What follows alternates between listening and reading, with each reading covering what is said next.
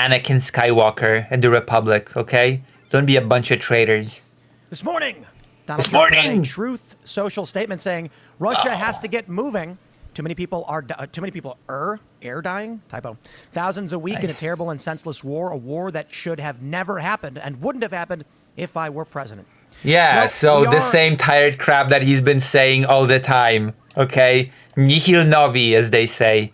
I hope you know what nihil novi means, but yeah, okay? If I were president, this war never would have happened, even though I never stopped the war in Donbass during my first term. Horrible, war is bad, did you know? Come on. Heavily focused on other things. Already annoying. Already I'm annoyed. Already I'm feeling myself being agitated by this crap. Repeating the same tired BS. Hold on. Is someone at me? Hold on. Must have been a long time ago. Good people on both sides, I know. Such as tariffs and potential escalation with China and their retaliation as well as this trade war. Okay, let's we're gonna listen to this say, oh, Fido's here. The river's deeper than I thought. Must be careful. That's so deep commentary, as always, from Ramza. The river's deep. Wow. So brave. Let me hear this again. But escalation with China. We are heavily focused on other things, such as tariffs and potential escalation with China.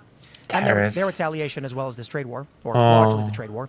But the issue of Ukraine is not over, and Donald Trump is bringing it up once again because, well, he's trying to resolve it to some degree. But what does that resolution actually Oh, to some degree. So it's changed from I'm going to resolve it fully before I take office to I'm going to resolve it within 24 hours from taking office to I'm going to resolve it in half a year to I'm going to resolve it in 100 days to I'm going to get a ceasefire to I'm going to get a partial ceasefire to I'm going to resolve it to some degree. Though to be fair, resolve it to some degree is something that Tim Pool said and not Trump directly, but still, I still find it very, very funny, okay? I still find it very funny that the expectation suddenly isn't that he'll resolve it, that he'll get peace, but that he'll resolve it to some degree. Look like, and what should we as Americans do? We're going to debate the issue. We've got a couple of gentlemen joining us to have this discussion. Sir, would you like to introduce yourself? Sure. Name's Wick TV, and I run a podcast on YouTube. Okay, your name is not Wick TV, okay? Your name is not TV, okay? What sort of name is Wick TV? Introduce yourself. I'm Wick TV? That sounds so stupid. Okay? I thought Wick TV was his brand, not his nickname. He has actually, TV is part of his, like Mike TV from Willy Wonka. I'm sorry, imagine if people talked to Dylan Burns and he was like, my name is Dylan Burns TV, okay? Tell me that would not sound, you cannot tell me that would not sound stupid, okay? I'm being nitpicky right off the bat, okay? I'm being super nitpicky. But it's a direct comparison between those streamers, okay? If I heard Dylan Burns introduce himself as, hello, I'm Dylan Burns TV, then it would be pretty... I'm just waiting for someone to link me a thing where he introduces himself like that. And I'll feel like the fool. Although I highly doubt it. But the same name. And I'm here to support Ukraine and advocate that we continue to aid Ukraine and even ramp it up a little bit. Oh, interesting. And then, sir, who are you? Yeah, I'm Lactoid. You can find me at Lactoid TV on Twitch, X, and YouTube. At least he didn't... Wow, at least he didn't introduce himself as Lactoid TV, okay?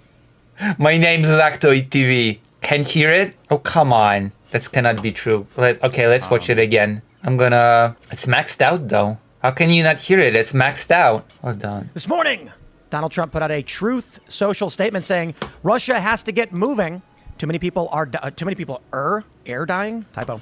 Thousands a week in a terrible and senseless Okay, how do you not hear it? Or a war that should have never happened and wouldn't have happened if I were president. Well, we are... Of course, Russia. This isn't the first... Sir, would you like to introduce yourself? Name's Wick TV. And Name's Wick TV. I can't get over this. Name's Wick TV. And, I'm here whatever. To support Ukraine and advocate that we continue to The name's Wick TV. And, even ramp it up a little bit. Oh, interesting. And then, sir, who are you? Ooh, interesting. I'm Lactoid. You can find me at Lactoid TV on Twitch, X, and YouTube. I should be invited to Tim Pool. Lawyer My position on this is that it's time for the U.S. to withdraw funding and to keep that money here at home. All right. Well, this should be fun, my friends. If you're just tuning in, smash the like button. Of course, share this show far and wide. It's Friday morning. The Culture War is live, and we're going to be having this debate. So We should withdraw funding and keep the money here at home. It's the most brain dead take you can take. Okay? It's the most brain dead take that you can adopt. By whatever. How about we should keep to our commitments? And by we, I mean Americans. share the show if you really do enjoy it. So who wants to go first? Why we should or should not be supporting this country? I'll take it away. So here, Wait, look, this Ukraine- country? Are they in Ukraine right now? Were they did they film this in Ukraine? This country? What's happening? has been unjust.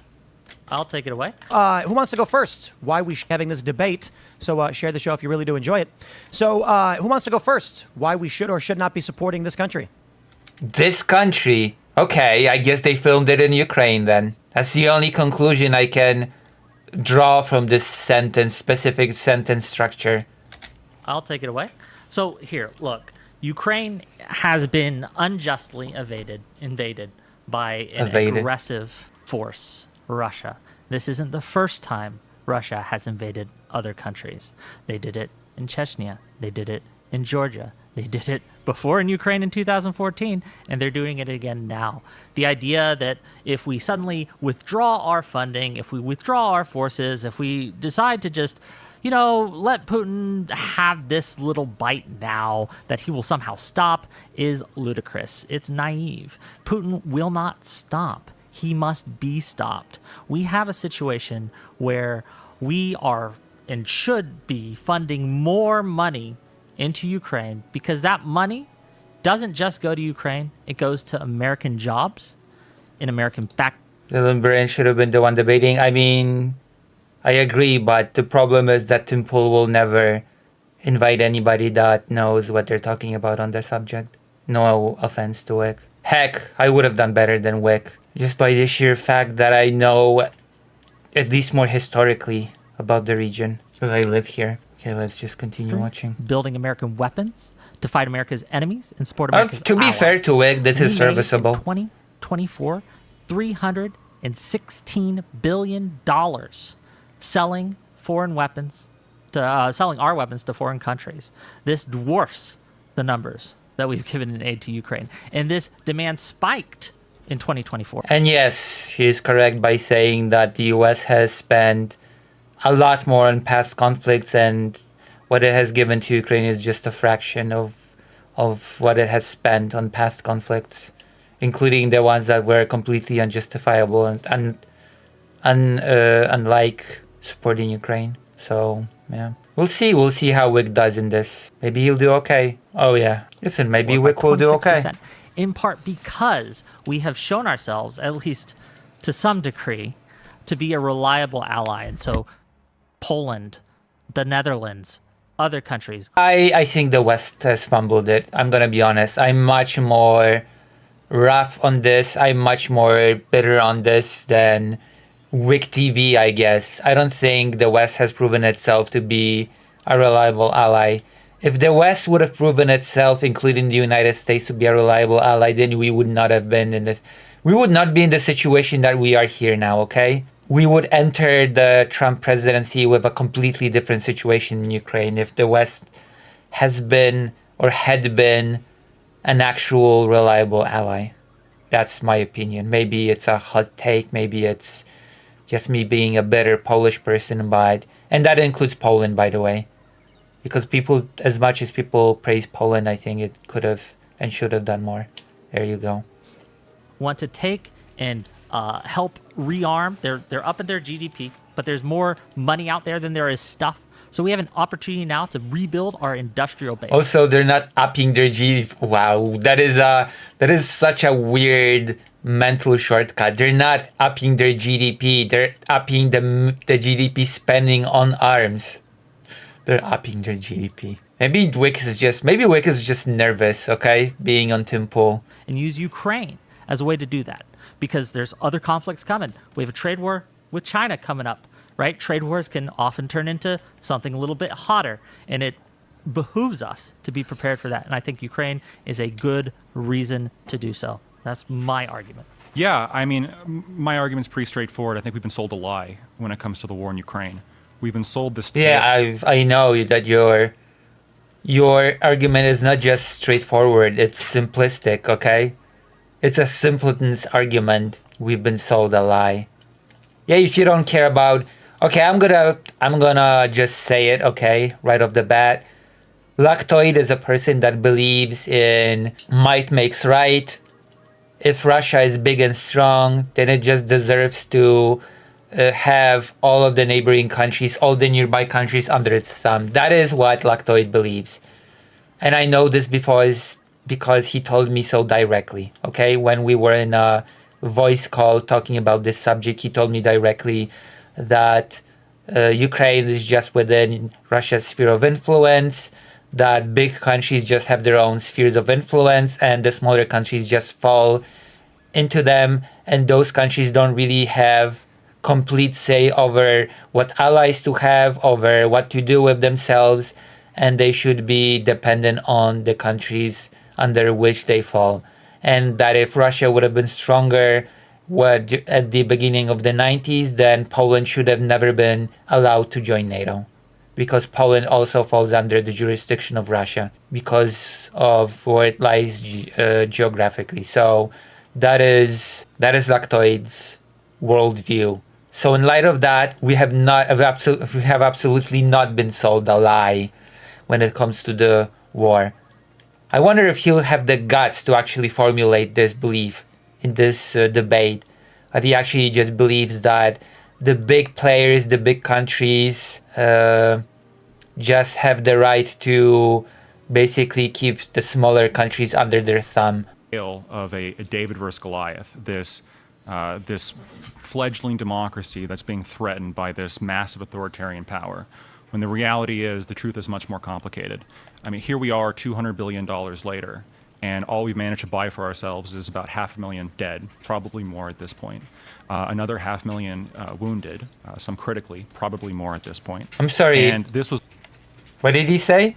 It was all done. 500,000 wounded is about 500,000 dead, probably more at this point. Not 500,000 dead, 500,000 casualties. Casualties include the wounded. But people hear casualties and they think dead because people are just stupid. But I would expect a lawyer to be specific with his language. Okay? I'm pretty sure Ukrainian side has not even reached 500,000 casualties. So there you go. Point. Another 500,000 wounded. I have no clue where he took the another 500,000 wounded. I have no clue where he's taking the numbers from. Critically, probably more at this point. And this was all done in... Critically and more? Critically wounded and more? I have no clue where this data is coming from. He's just pulling this out of his ass. 500,000 dead, 500,000 critically wounded. He's just taking this out of his ass. Literally. Damn. This is crazy. I said she's too tired. Sorry, Vladimir. Oh la la. Probably more, but also probably only Ukrainian casualties. Also, all sane and totally not brainwashed people know Russia is not taking any casualties, not a single one. I mean, this person's probably crying over the Russian casualties more, so he'll probably overpronounce the Russian casualties actually. But people really don't realize that casualty does not equal dead. Service of a power structure in Ukraine that's becoming increasingly authoritarian, a power structure that was founded upon a illegal and unconstitutional coup that disenfranchised millions of people in the East that we just don't seem to care about. We didn't seem to care about it in 2014, but it's the direct cause of what's going on now. And on top of all of that... No, it wasn't a coup. No, it did not disenfranchise millions of people. And no, it's not the direct reason for what's happening now. All these claims are pretty ridiculous. I'm sorry. Ukraine is losing, and Ukraine continues to lose every single day, despite the fact that we're dumping money into it. And last time I brought this up, you know, you and your comrades kept hammering. Well, Kursk, they have Kursk. Comrade. Kursk is gone, right? No, it's not. Ukrainians have lost Kursk. They have not. They still have forces in Kursk today. Not as much, right? Not as much of Kursk, but today. They have a single-digit percentage fraction of what they had, and the Russian forces are moving into Sumy. I'm following the war every single day. The Russians make gains every single day. The Ukrainians lose ground every single day. And we're dumping money into this dumpster fire.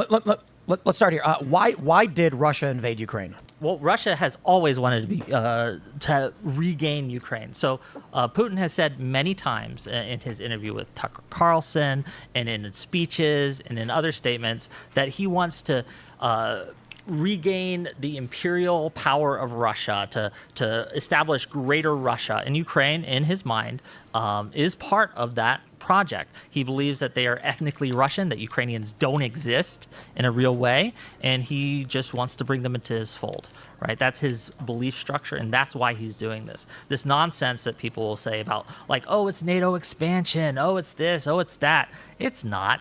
Putin has been very clear. He's doing this because he believes that Ukraine doesn't exist and Ukraine is part of Greater Russia, and he'll have it back.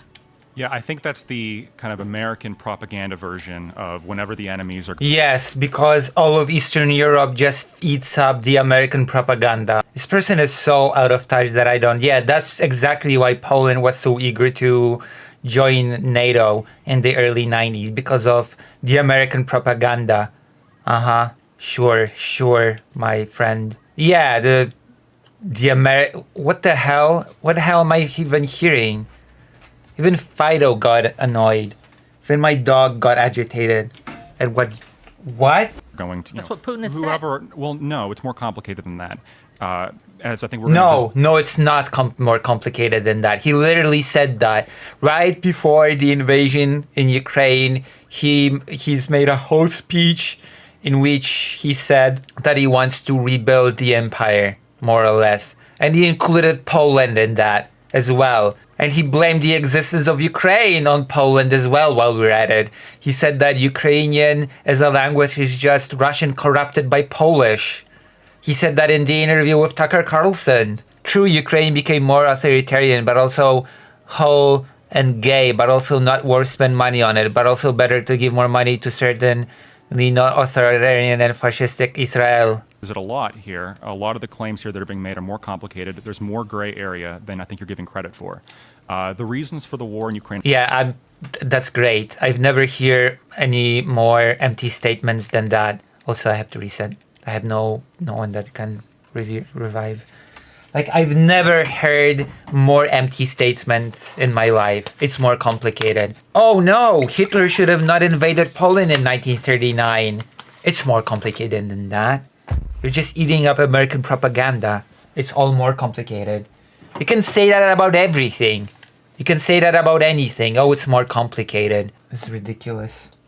I'm not hearing any arguments from Lactoid so far, apart from cool and it's more complicated. There's many of them. But some of the main issues are the disenfranchisement of millions of people in Crimea and the Donbass and entire... What is the disenfranchisement? What is the legendary disenfranchisement that you're talking about? Because apparently it's not when you do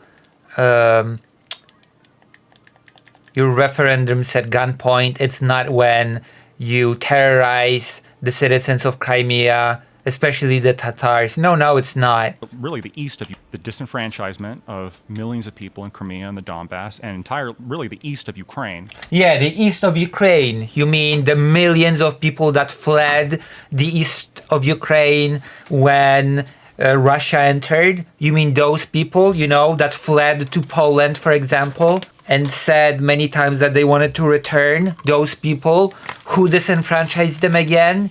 Oh yeah, it was Ukraine, of course. It was Ukraine. We're gonna get to that. We're gonna get to that tired argument of Yanukovych being the rightful ruler of Ukraine and that deposing him was disenfranchising of millions of Ukrainians. It's the stupidest argument ever. The facts about that whole thing are very simple. That happened in 2014 when there was a unconstitutional, unpopular coup that took place.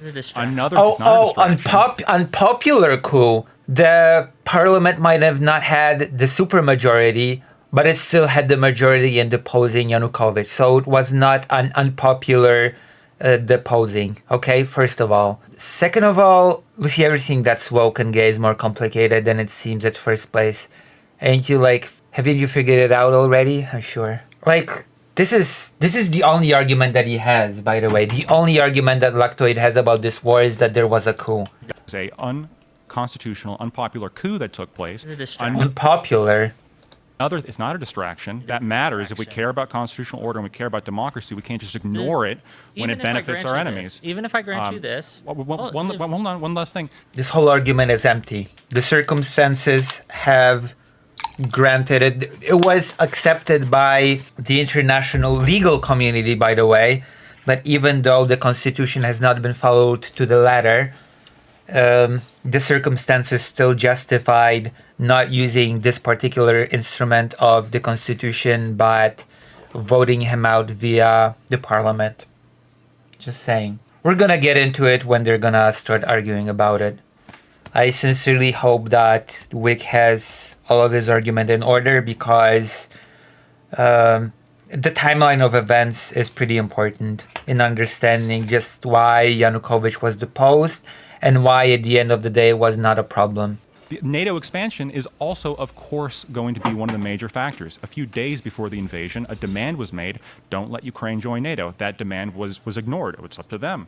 And then yeah, I'm sorry to say, there were countries in NATO that were against Ukraine joining NATO in 2014.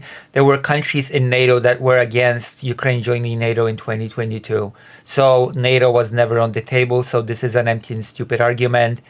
And sorry to tell you, maybe Lactoid, the legal expert, is not really versed in this, but in order to join NATO, you need all of the NATO members to agree to the membership of a country. All of them have to agree, without exception. If even one country says no, Ukraine will not join NATO, then NATO is effectively off the table. That's it. So NATO expansion is a completely empty argument, because already then there were countries that were completely against Ukraine joining NATO. Russia wanted to join NATO. People forget this. Lactoid is dishonest because he doesn't care about that. He just cares about the fact that effectively, at the end of the day, Ukraine belongs to Russia. That is all he cares about. Russia is big and strong. Ukraine's insignificant and weak. Ukraine should be under Russia. That's it. And as again, the argument was also that if Poland would have wanted to join NATO when Russia was not temporarily weak, then it also should have not joined NATO. Again, a few days later, the 2022 invasion happened. It is up to them. Why wouldn't it be up to them? If we're going to... let me ask you this. I sincerely hope that Lactoid just comes out right now and says, no, they shouldn't because they're in Russia's influence. He has to say that, to be at least a little bit honest, okay? To have a sliver of honesty about him. I hate these disgusting little pricks that are so far away, that have no connection, interest, no knowledge about the region, and just decide, yeah, I just know that this country's fate should be this country's fate should be that. I just know better. Hello, the trusty ape. Hello, Lucy. Greetings from California, USA. Oh, hello. Is this the first time you seeing this stream? I'm here now. Hello, fake. I like Carl Parker. NATO expansion is not what provoked Russia to invade its neighbor. Also, isn't like every right wing should be known that from the Putin Carlos's interview. I mean, they don't care. They don't care. Like at the end of the day, all that Lactoid cares about is that Russia big, Ukraine smaller. Ukraine should not have the sovereignty to choose its allies. Ukraine should not basically have the sovereignty to do anything. And that also includes other countries like Latvia, Lithuania, Moldova, Georgia. Poland slipped away because Russia was weak at the time, but that would include Poland as well. I have been watching for a while, just not much in chat. Thank you for being here. Thank you for being here. You're a valued viewer. I'm watching a very frustrating thing. We're doing it together with Final Fantasy Tactics to make it a little bit more bearable. Join the page. We're trying to gather some money because I have some pretty big extra expenses. So please help me. Please, I beg. All right, let's continue. Also, if you have any feedback when it comes to the stream, presentation, argumentation, or what have you, then shoot, and I'll respond. Do you think that a country's sovereignty matters? I think that a country's sovereignty matters to an extent. There you go. That already partially betrays his worldview on the matter. A country's sovereignty matters to a degree. Uh-oh. To an extent. To an extent, I think So that. I think let me ask you a question. Let me ask you a question. If the Colombia protesters, right, the ones who supported Hamas and things, were like, you know what, and they're citizens. I'm not talking about the student visas and things like that. The citizens of Colombia were like, you know what, we hate America. We want to be part of Hamas now. We want to join Gaza. So we're going to vote to join Gaza. Do you think that would justify in any way, shape, or form? No, because Gaza is small and insignificant and not a big player like Israel and like America, because he said America, I think. So to lactoid, such a thing is completely disanalogous because, again, to lactoid, only big countries matter. They are the only players on the stage. They decide what happens. They decide what goes. And other than that, he would actually say that the example here is ridiculous because, again, yeah, they're not a big player. Hamas coming in and attacking America in order to liberate the Colombian protesters who have decided that, oh, we want to be part of Gaza now. It's disanalogous, and I'll explain why. A better analogy would be, let's imagine if Canada had an unconstitutional coup that was undemocratic and was against the will of the vote that had just happened, let's say. And there were parts of Canada that were thus disenfranchised because, like many countries, certain areas tend to vote for certain candidates more than others. So we're going to vote to join Gaza. Sorry, what's the example he's giving? Had an unconstitutional coup that was undemocratic and was... Also, it was not... what happened in Ukraine was not undemocratic. And again, the international legal community agreed that what happened in Ukraine was, in fact, democratic, even if it was not, technically speaking, to the letter of the Constitution. Because I guess I'm going to have to explain all that again, because the internet just died. Again, because my internet sucks. Whatever. I'm gonna explain it again, because it's pretty straightforward, okay? It wasn't undemocratic. It wasn't... unconstitutional even per se. What happened was Yanukovych withdrew from the European Union association agreement, which apparently was not even that great for Ukraine. He did it overnight, at the middle of the night. He wanted to also make protests illegal. A protest ensued. Long story short, Yanukovych fired live rounds at protesters, Euromaidan, all that stuff. And then there was a big negotiation between Yanukovych and the three prime ministers of three European countries, which included Poland. That negotiation lasted the entire night, in which the ministers of foreign affairs of three countries have persuaded Yanukovych to agree to a deal in which Yanukovych would step down, organize an early election, and in this way the crisis would be stopped. The next day after Yanukovych agreed to the deal, the foreign minister Sikorski of Poland famously told the protesters that they must accept the deal as well, or otherwise they will die, basically. That Yanukovych would unleash more violence, would arrest people, would kill them. Because he was comparing the situation in Ukraine, Euromaidan, to the Polish 1981 martial law, in which the government cracked down on the underground opposition and started arresting people. My father was arrested back then.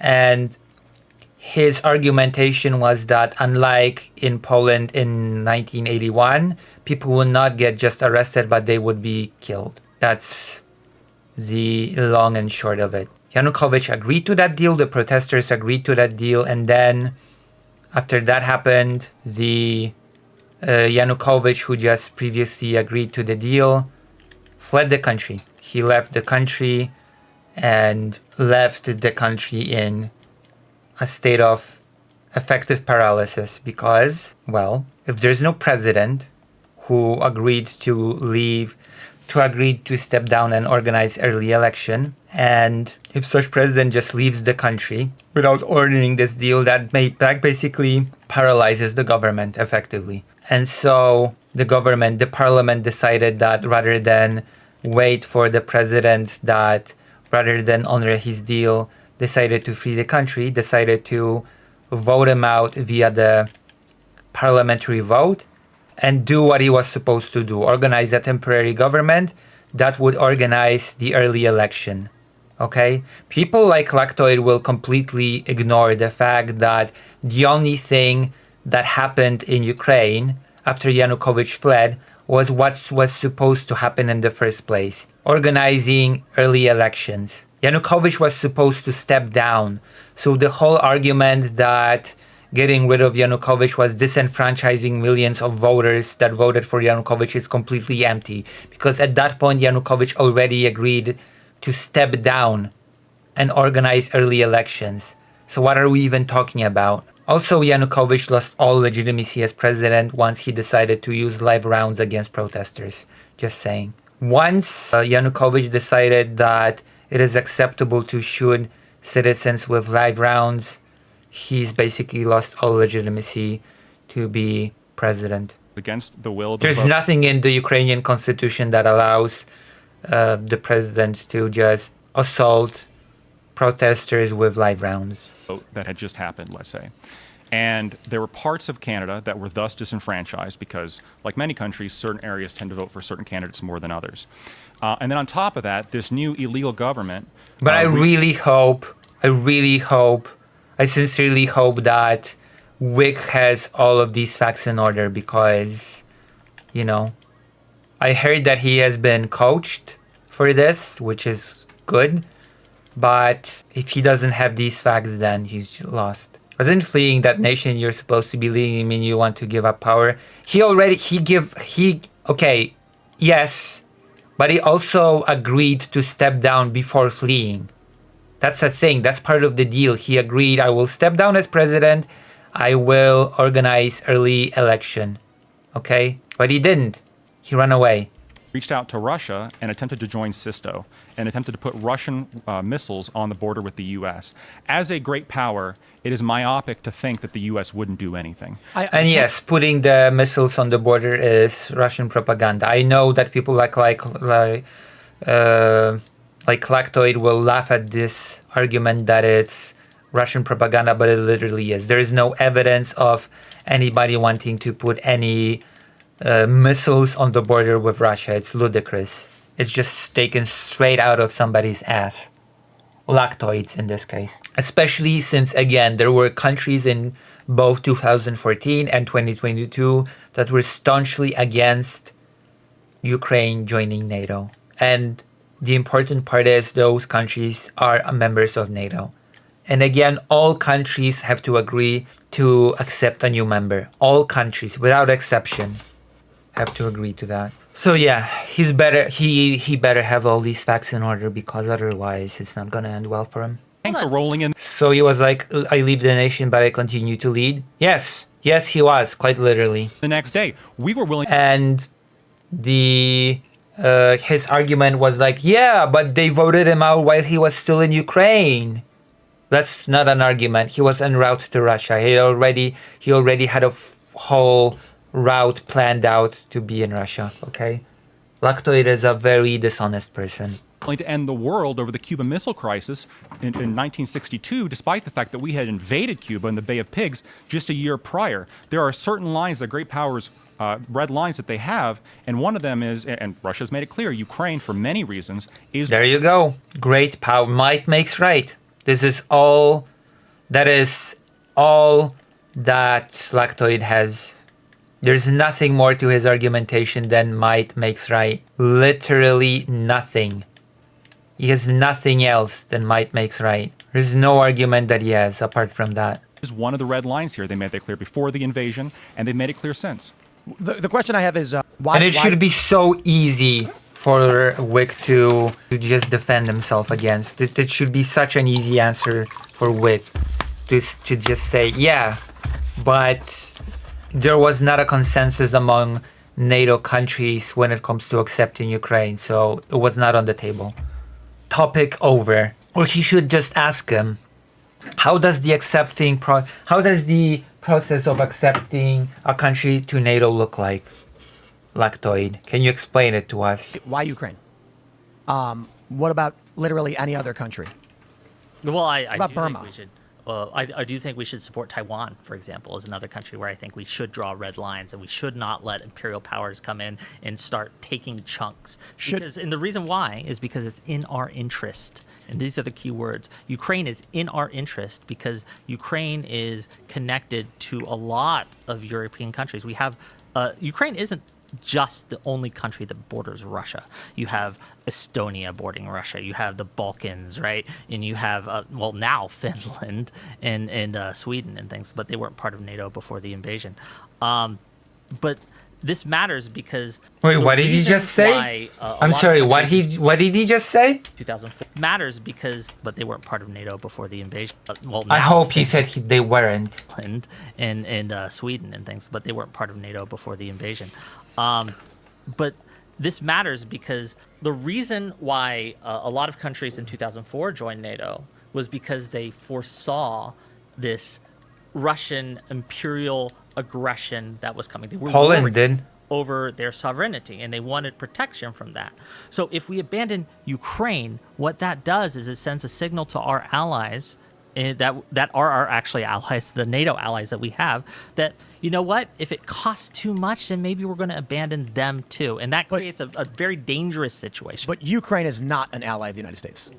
Ukraine can be, and I think it should be. Sure, but that's not what I'm asking. Yes, it is. What do you mean? I mean, it's not anymore, but yes, it was. Like, it was tied through obligations. What do you mean it was not an ally? In what sense? Like, in the sense of what Ukraine and the United States did not have a formal alliance? Or what is your argument? Not being part of NATO does not mean that a country cannot be an ally. That's a silly argument. Like, I'm not even sure what Tim Pool means by saying that Ukraine is not an ally of the United States. Like, if he means it's not part of NATO, then, well, he is correct now. Under Donald Trump, Ukraine is not an ally of the United States. But then again, many other countries are not allies of the United States anymore. So that's not exactly an argument. It's an art. Because it's not. And so it's understandable what you're saying, that if, say, Lithuania saw an incursion from, Russia brought troops into Belarus and then... Again, not only the countries that are in NATO are allies of the US. What, is Japan not an ally to the United States? South Korea isn't an ally to the United States. Asian countries are not allies to the United States. Is Vietnam not an ally to the United States? Yes, it is. What sort of a stupid argument is that? What do you mean Ukraine is not an ally to the United States? Like, allyship is not just when a country is in NATO. Watching this debate is like watching exhibitionist poop comedy that was filmed by Pierre Pasolini. I mean, if you like art. Brad started launching incursions through the border, Kaliningrad. Yeah. But Ukraine's not an ally, nor are they a member of NATO, nor the EU. So for what is the reason the U.S. intervened in this regard? Like, what is Tim Pool's definition of what constitutes an ally? I want to ask that. What does he mean when he says that Ukraine's not an ally? Because by that logic, Vietnam is not allied with the United States, even though for all intents and purposes it is. Well, under Trump, again, it took a whole different dimension, but you know what I mean, okay? Again, because it's in our interest. What are those interests? Sure. One of our interests the military-industrial complex. That was one of the things he mentioned, creating the interest is, for example, the stability of Europe. One of the biggest trading partners of the United States. That alone is a huge argument, okay? Stability of Europe. How about the stability of the global food markets? That's a pretty big argument as well. I think it's in the interest of the United States to, upkeep that. Ukraine has plenty of resources, which apparently the United States really wants. So a stable country that's not a dictatorship. And yes, unlike what Lactoid says, Russia is an actual dictatorship. working with stable democracy is better for business than working with an unpredictable dictatorship. Okay, that's also a pretty good interest argument. Let's see what Wick says. I'm pretty curious. We'll see what happens. Saying that the US has no interest in supporting Ukraine is just ludicrous. American jobs. It's a way that we can. That is on one. The military industrial complex. That is one of our interests. But another of our interests is create stability in this region. Because if Ukraine falls, like we talk about the cost of supporting Ukraine, we got to talk about the cost of not supporting Ukraine. What happens if we abandon Ukraine and Ukraine falls? What happens to our interests? What happens to the cost to American consumers? Trade, we have about $1 trillion, a little less, a year with Europe in trade. And if that is disrupted, right, it just hurts our wealth at home. What would disrupt that? So, for example, if Ukraine falls, a lot of our European allies will see us as unreliable. And I'll give you an example of this happening. It's too late. Europe already sees the United States as unreliable, especially with the tariff crap, okay? That ship has sailed. It's too late now, okay? The entire world already seeing the United States under Trump as unreliable. It's far too late to be talking about US reliability now. Then they'll see us as more unreliable. Yeah, that's right. That's true. But Trump is doing his very best to ruin the US credibility and reliability on all fronts, not just Ukraine. Military industrial complex mentioned. Alert, quickly call Kojima and Bridges. When Trump canceled, briefly, paused the aid that was going to Ukraine, cut off intelligence and things like that, the EU began to question its purchases that it was making from us. Did it stop them? When it comes to us. Yep, it has stopped many of them actually.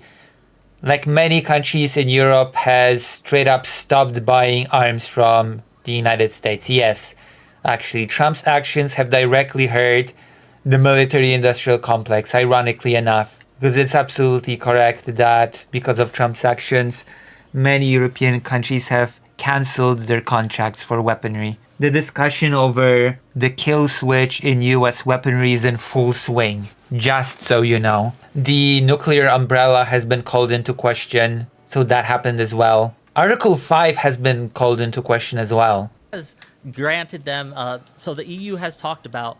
Are we back? My apologies, my internet is very unpredictable, very unstable. My apologies. But if you would like to help me in this time of need, then please consider donating. It would be a great help, unironically. But also, oh God, what was I saying? Oh yeah, I'm pretty sure countries have cancelled their contracts on F-35s. I mean, it's just funny, Lucy. It's funny to hear both of these arguments being used. We spend too much money on Ukraine, but also it's too much money for our military individual. Yeah. Thank you for the $5. I don't want to help Lucy. I'm selfish. Wow. But yes. Saying that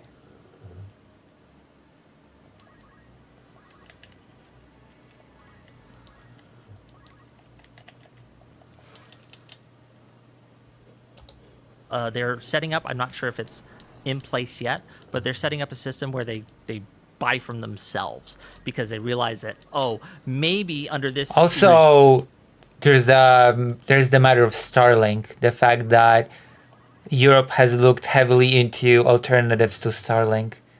Thank you for the membership. Thank you very much for the membership. It doesn't sound like that's related to Ukraine, though.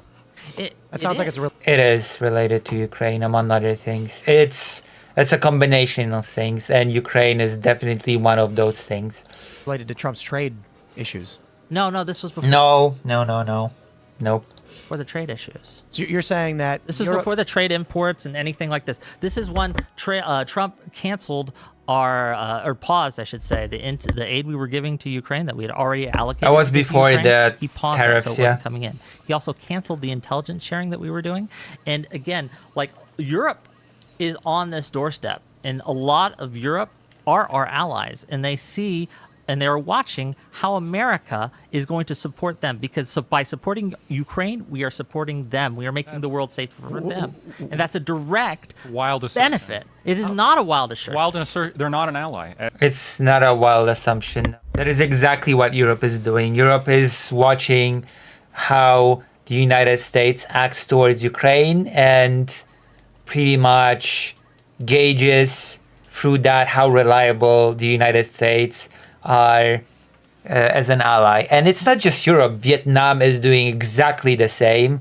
I'm pretty sure Taiwan is nervous as well. So no, it's not a wild assumption. It's reality. Sorry to tell you. Lactoid TV. As Tim said, they're not an ally, right? You're saying they could be an ally, and I understand that U.S. aid and I have no clue what your definition of an ally is. By what definition is Ukraine not a ally to the United States? And I'm not talking under Trump, okay? Because Trump's United States have alienated a lot of allies, okay? This is silly. Well, they haven't even established by what metric Ukraine is or is not an ally. Okay, I'm gonna go to the toilet. I'll be right back. My dog will entertain you, I'm sure. I'll be right back. Thank you all for the donations in the meantime. I wish Lucy was small. I am small. Okay? I wish I had more viewers. I wish I was bigger. I wish I was not small, but I am. I am small. Before I go, I'll just again reiterate, how much can you debate with this guy when all of his arguments boil down to might makes right? Russia just has the right to Ukraine. That's it. And he just doesn't care because he's safely in the United States and just can spout his crap. Because he has zero skin in the game at the end of the day. I don't like to use this argument much, but it's easy to be lactoid. Because he just has no skin in this game. Okay? And there are Americans that do. Just so you know. There are Americans that actually do have a skin. Some skin in this game, quote unquote. I'll be right back. Lactoid is not one of them. That'll be a long shot. Okay, I'll be right back. You boogie boy. Ooh.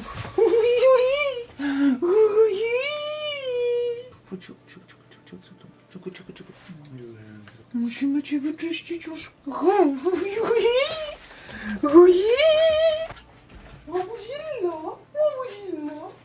Co ty? Co ty robisz? Ty frajerze? Ty łabuzilla?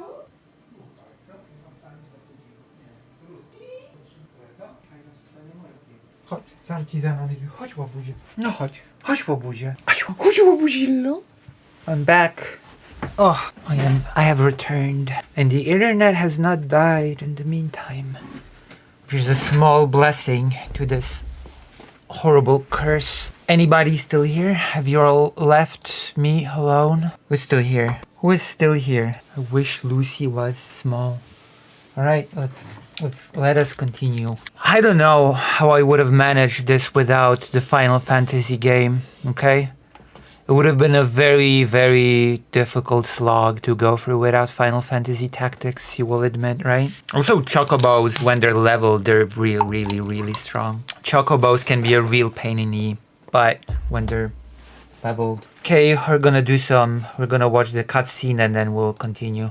Sultania Castle. Cutscene? Is there gonna be a cutscene? My stomach hurts again. Oh, Ramza's in the church? Well. He's praying like a Catholic little boy. I too pray. A heretic coming to church, pretty bold. I have no time, so I'll ask you straight out. Why did the high priest send you to Goltana? You came to Zeltania to ask me that? Fine, I'll tell you. My duty is to assassinate Goltana and Orlando. What? Lower your voice. This is the real plan. We're trying to incite those dissatisfied with the government to revolt, thereby causing people to distrust the government even more. Both armies will try to put down the revolts but won't have enough soldiers. Then what? They'll finish things trying to break the deadlock. Dylan or Steven can debate him on Tim Pool, but I highly doubt that at any time during this conflict some un-Ukrainian debater is going to be allowed to have on those. No, I'm sorry to say, that Tim Pool's never going to allow anybody competent on his show to talk about Ukraine. I pretty much feel more competent, okay? All right, let me ask you, how do you feel I would do debating Ukraine based on the arguments that I've been making so far? Do you think I would do well? Do you think I would suck? What do you think? So what do you think? Would I do good? Would I do bad? What do you think? Would a Polish person be considered a propagandist? That's a possibility, I suppose. Eastern European. All these recent revolts were the High Priest's plan. And to stop these, both armies are heading to Beltha. Everything is as you planned. Not quite yet, because during the battle, Larg and Goltana will both be killed by someone. Of course, the leaders will also be killed. Nastantes, Orlando, Hokten, Zalbag, and Tisedarg. Losing their leaders, both armies will stop fighting and turn to peace. Then the church will become the mediator. And the people will support the church entirely. They even threw in the Zodiac Brave legend. But the Zodiac Stone. Right now you're the church's biggest obstacle. Aren't you trying to get the stones also? I'm not working for the church. What do you mean? It means I'll kill you if I have to. Don't worry, our reasons may be different, but we want the same thing. As long as we want the same thing, we won't be enemies. What do you mean, Crash? Come with me. Sorry, I can't. She needs me. She? Prince or princess. It doesn't matter as long as they are easily controlled. Why would a Polish transgender leftist would be allowed to go on Tim Pool and do pro-Ukrainian propaganda, Lucy? This sounds even 200% more impossible. I mean, that is true. That is true. Not only am I the sinner of actually went to Ukraine. That's sin number one. I actually did interviews with Ukrainian people and organizations. That's my sin number two. And the fact that I'm from the region and trans, I guess those are just unforgivable sins number 3 and 4. You're right. Stream keeps crashing. Yeah, I know it keeps crashing. That's because my internet keeps dying. That's why I'm asking you for your support to help me stabilize the internet, among other things. I'm not even joking. No, it does keep crashing. It's not on your end. From time to time, my internet dies for 5 seconds or so, and then the stream crashes for 5 seconds or so. It's gonna be a pain in the ass to edit this segment and all the other segments that I have planned for today, but it is what it is. Unfortunately, it is what it is. My internet keeps crashing out. It is what it is. I have zero control over this. My dog is eating. I can hear him chomping on the food. The High Priest's plan calls for a puppet government. You're just using Ovelia for your own ambitions? I don't know, but what? I would give my life for her. Delita. Is that strange? No, I believe you. Ramza, the church is surrounded. Come out quietly. That voice, it's Zalmo? Who the hell is Zalmo? Who is Zalmo again? We're gonna use the robot again. Church outside the town. Why would a church be outside the town? You're the Black Knight Hero. Why are you here? Now that you've seen me, I cannot let you live. Come on, Ramza. They're annulling part of the High Priest's plot. If you explain it well, they'd understand. Are you still so naive? Well, good luck. You understand that, like, the interest of Estonia is our ally. Estonia is our ally. They're a NATO ally. Right? And I would agree. The Netherlands is our ally. For sure. France is our ally. And Vietnam is the United States ally, even though it doesn't have a compatible system and it's not in NATO. So that is an empty argument. Correct. And they're covered under They Article are all 5. wanting us. They are all wanting us to support Ukraine. Well, I'm sure they are. That's less money that they have to spend. I'm sure they all want us They're to all ramping up their money. Good. What are you talking about? Hold on, They hold are on. ramping up their money and spending. I don't control their money, okay? If they want to spend money, I can't stop. I don't think it's a good idea. I'm sorry, Lactoid. I'm sorry to say you don't control anybody's money. You don't control the US money. So, as opposed to, you only control your own personal budget, Lactoid. Okay, you don't control the money of any state, including the US. Don't get too big for your britches, okay? Don't get overexcited. Every single United States national does not control its state's finance. I can't stop them. But if you're saying, oh, they want us to spend this money, I'm sure they do, right? I don't think that we should. Not only for the reasons that I outlined before, but because you're openly talking about, well, it's in our interest because of the military-industrial complex. And our interest makes Americans safer, and it makes the world safer. No, it's in our interest. American hegemony has made the world a safer. Also, even Wick has not just listed the American weapons industry. Okay, I'm pretty sure Wick has also quoted Europe's stability, and Europe is one of the biggest trading partners of the United States. So that alone is a huge argument in favor of supporting Ukraine. Ukraine, a better place. You really think not just for America, you really but think for the world? Ukraine was more stable or less stable after? Do you think it was more stable, or sorry? Do you think it was more stable or less stable after Russia invaded? I think it was less stable. Hold on. Do you think Ukraine was more stable after 2014 than before? Of course not. Yes, it was. Yes, it was more stable after 2014. Are you kidding me? After 2014? Yes. Apart from the war in the East, yes, it was. It led to a change for the better. Okay, it led to the... Have you any idea just how much corruption in everyday life Ukrainian people had to deal with before 2014? Have you any idea just how much of just how unstable the country was before that point? Before a government was established that actually started cracking down on these things? What do you mean it was not more stable before 2014? Is this a joke? You cannot be serious. Yes, apart from the war in Donbass, yes, Ukraine overall did become more stable, okay?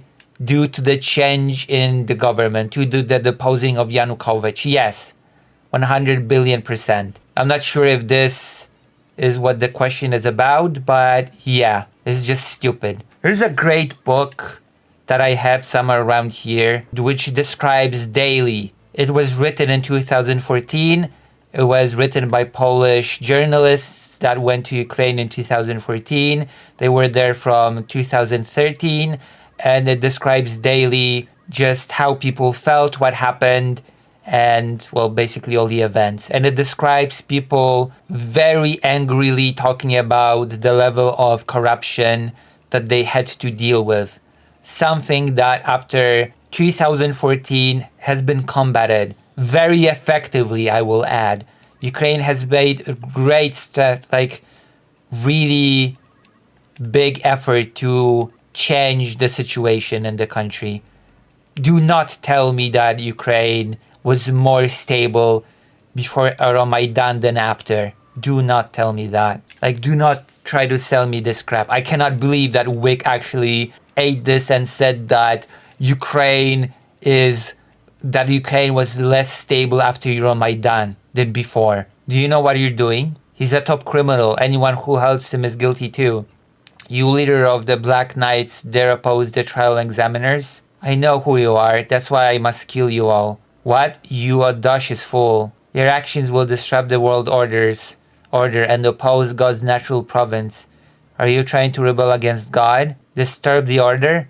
This order you talk about is just a matter of your own convenience. Using God as an order to control the people is absurd. You have no right to take advantage of the innocent. True, America's interests are woke and gay. That's why we American taxpayers should be withdrawn our money, spend them on our cheap goods at home. Oh, wait a minute, they just became 100% more expensive. Dang it, Ukraine, you did it again. I'm so pissed off. I'm so pissed off by the fact that Wick said that after Euromaidan, Ukraine became less... I know what he is saying.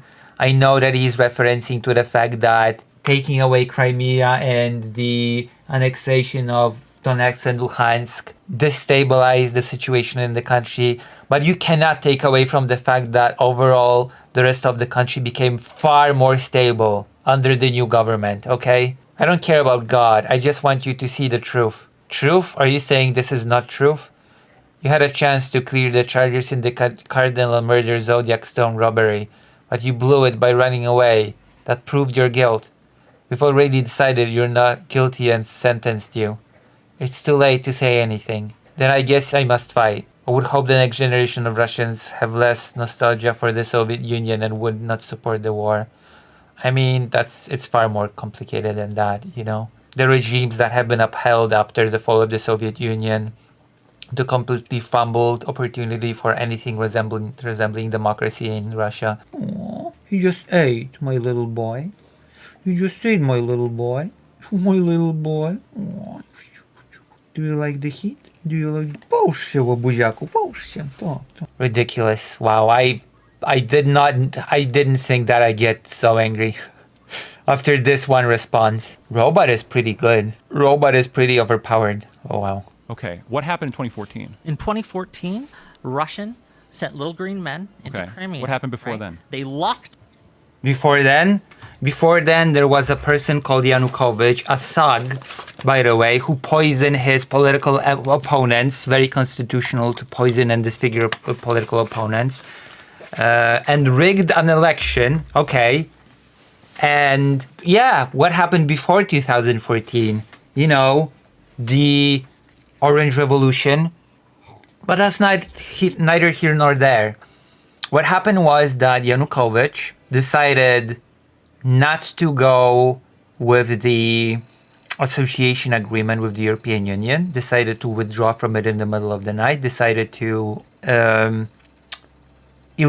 delegalize protests, decided to use live rounds against protesters, and after a pretty long protest, violent protest, agreed to a deal to step down and organize early elections, and then he fled the country. That is what happened. But we'll see. We'll see what Lactoid's version of what happened looks like. Down, right? They locked down the parliament so no one can get in. Men with guns, right? What happened before then? They forced a vote. What happened before no, then? 100. Let me read the exact resolution here. That's why I took some notes. I'm sorry. UN Resolution 68262, right? The invalid referendum on 16th of March 2014, where Crimea declared its independence and joined Russia. This was obviously... Why'd you put that in scare quotes? Because it was, again, as the UN resolution says, invalid. You're saying it's we invalid. We recognize it's invalid. I'm asking you why was it invalid? It was done under duress. Was it? Because because Russians sent their little green men in, they brought guns, they locked down the parliament, they forced the vote. What's little green men? Little green men, so they have green uniforms, they rip off their badge, right? So they're not actually Russian soldiers, and they go in and they do their thing. And they have some plausible deniability, which people like my comrade Lactoid here will say, oh, that's obviously not the Russians, it's just some paramilitary. I want to educate Wick a little bit on this. So obviously there were Russians there. I'm not denying that the little green men were Russians, obviously. Russian soldiers, to be yes, clear. Of course, from Sevastopol, for sure. With guns that were threatening force. Yep. Okay. But when I asked you before, what happened before then? I think it's telling that you're just ignoring all the context, as is usual with this conversation, before you cut me off again. That is usual with this conversation. There's, it just happened, right? There's this, it just came out of the sky. This invasion just came out of... No, I explained what happened. I explained it in pretty okay detail. If I'm missing something, you tell me, because that is exactly what happened. The moment that Yanukovych has decided to fire live rounds at protesters, he has lost all legitimacy as president. The sky. When in reality what happened is Crimea had for years wanted to leave Ukraine. In fact, in 1992 they declared independence. Ukraine said, you better nullify that within a week with the threat of force. So then they were like, okay, fine, we're not gonna leave. And just then like Chechnya, that's Russia did. We can talk about Chechnya in a second, because I also know about Chechnya. Interesting. And then in 2014, how did Russia treat them? In 2010, there was a president elected in Ukraine, Yanukovych. And in 2014, he was... Do you deny that he was unconstitutionally couped? No, but Yes. that doesn't matter. Why doesn't it matter? That doesn't matter. Why doesn't the votes of Crimeans matter? Does them being disenfranchised matter? It doesn't give Russia the right to come in with guns, tanks, and materiel and force the issue. Russia or any other nation does not have the right to come in with force So and Crimea just- violate so someone's sovereignty Crimeans just gotta sit and take it? to solve an internecine conflict. There are other ways to deal with that. What and way? Russia did this What way should with Crimea? military force. What way should Crimea have handled it? Any other way but this. What way? Because Crimea didn't handle it, Russia did. What way? Russia I'm took- sorry, Crimea invaded Ukraine? What is this argument? He's flip-flopping from Yanukovych was good to Crimea. These are two totally unrelated things. Weigh their choice. Why did Russia go into Crimea? Because it's been part of their plan. They want Ukraine. Putin's wanted Ukraine for a while. But why Crimea? Crimea had Sevastopol. Pronunciation's hard. There's ports in Sevastopol, because of the ports. The war in water ports, because Russia doesn't know how to build new ports apparently. It only knows how to steal existing ones. What are you going to do, Ramza? I had two reasons for coming to Zeltenia. One was to see you. The other is to see Count Orlando. Thunder God Seed? I want his cooperation to uncover the church's plot. How? I have strong proof that will uncover the wrongdoing. The Germanic scriptures. When I met Olan, the Count's son-in-law, he promised me if I had proof, he would stop the High Priest's conspiracy. Olan, huh? It's okay, she's one of us. Several people were sent from Moran to help me. She's one of them. Help? More like to keep an eye on you. Hey, come on. She knows everything. She's the only one we can trust in the Goltana army. You're the youngest Beowulf, Ramza, right? Russian-speaking paramilitaries with Russian equipment, tanks, but without insignia, so technically not a Russian true. My name is Balmafula. Nice to meet you. And what do you want? The Hawk 10 are moving. Is FT Bethla the target? Count Orlando left for Bethla a while ago. Us heading for Bethla along with your Black Sheep Knights. A little too late, the battle won't end. I'm not giving up. I'll persuade the Count before any more die. I guess it's goodbye, Ramza. Stay alive, Delita. You too. Shake hands. You're letting him go?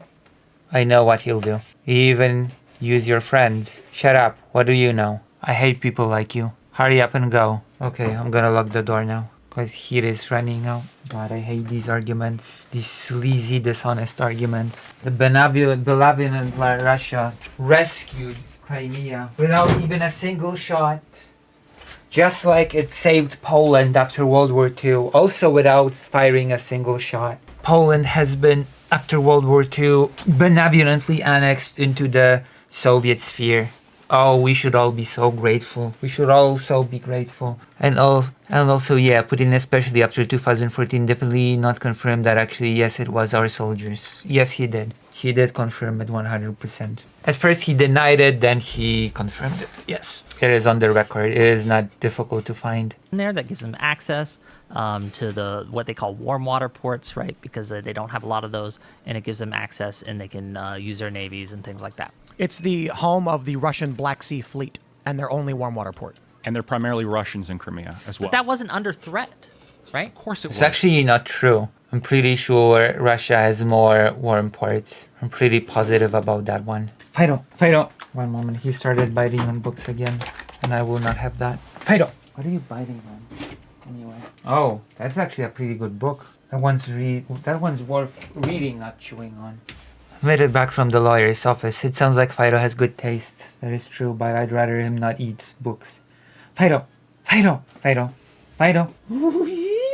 So big, such a big boy. No, Ruz is already back. And yes, Philippe Auguste, I'm sorry to say Twitch has died again. This debate is just insufferable. It's insufferable, it's horrible. Holy hell. What happens? Insufferable debates? Yeah, they do happen, but, you know. Okay, let me check the guide for a second before we continue with the debate. Okay, so go to Zeltania Castle, Bar, Cursed Island. Neblesk Island, an island that lies 8,000 doma north of Zeltania, as the center of the island are many temple graves. It was critical area used by guerrillas resailing the enemy, known as paradise for its lushy greenery. The fisherman, Fido. Yeah. Wait, I'll get him something to bite other than the books. Let's get him a warm blanket on the floor. Let's give him this and this. Okay, I guess. Okay, he's biting on his bone now. Bone is better than book, okay? Also, we're having a financial goal tonight. Please help me meet it. Please help me finance bills and important stuff. Fido. Greenery, the fishermen call it Cursed Island. A fearsome iron sentinel will kill all these who approach. Okay. Alright, we can do this now. We can get Cloud. Wait, no way! Did I not get the cutscene with... Hold on, I have to Google something.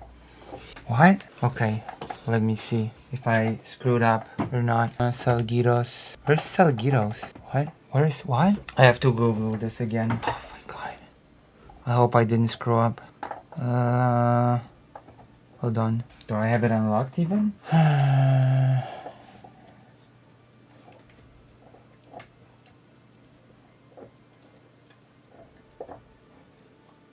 No, I don't. No, I don't have it unlocked yet. I don't think. Okay, I don't have it unlocked yet. It's impossible to have. Okay. Phew. I was so worried for a second there that I screwed up. Thank you for the $5. Why? What was the threat? Because they had a lease. Yeah, I'll explain to you why it was under threat. Okay, it was under threat for a couple of reasons. But Okay. when you have the pro-Russian president get unconstitutionally couped in 2014, and now you have this country which prior had promised to not join military bloc. Again, a president that fires live rounds at its citizens loses all of the... Like, basically loses all legitimacy as president. I'm sorry, I'm not sure who would refute that. Second of all, what was the argument? What was the other argument that guy made? Is now and now you have this country which president get unconstitutionally couped. Also, it doesn't matter. Like, NATO was off the table in 2014 and in 2022. So NATO is the weakest argument. Lactoid is operating on two very weak arguments. The coup and the NATO, which, okay. In 2014. And now you have this country which prior had promised to not join military blocs, is now looking towards NATO, right? There is a concern that if they join NATO... Irrelevant, since NATO was not looking towards Ukraine. Not at any point, okay? Not at any point. You're saying that, but that's... How do you, as a geopolitical actor, how do you know that for sure? Especially when you have... I need more than just... Russians in Crimea as well. But that wasn't under threat. I'm sorry, how do I know what? Of course it was. Why? What was the threat? Because they had a lease.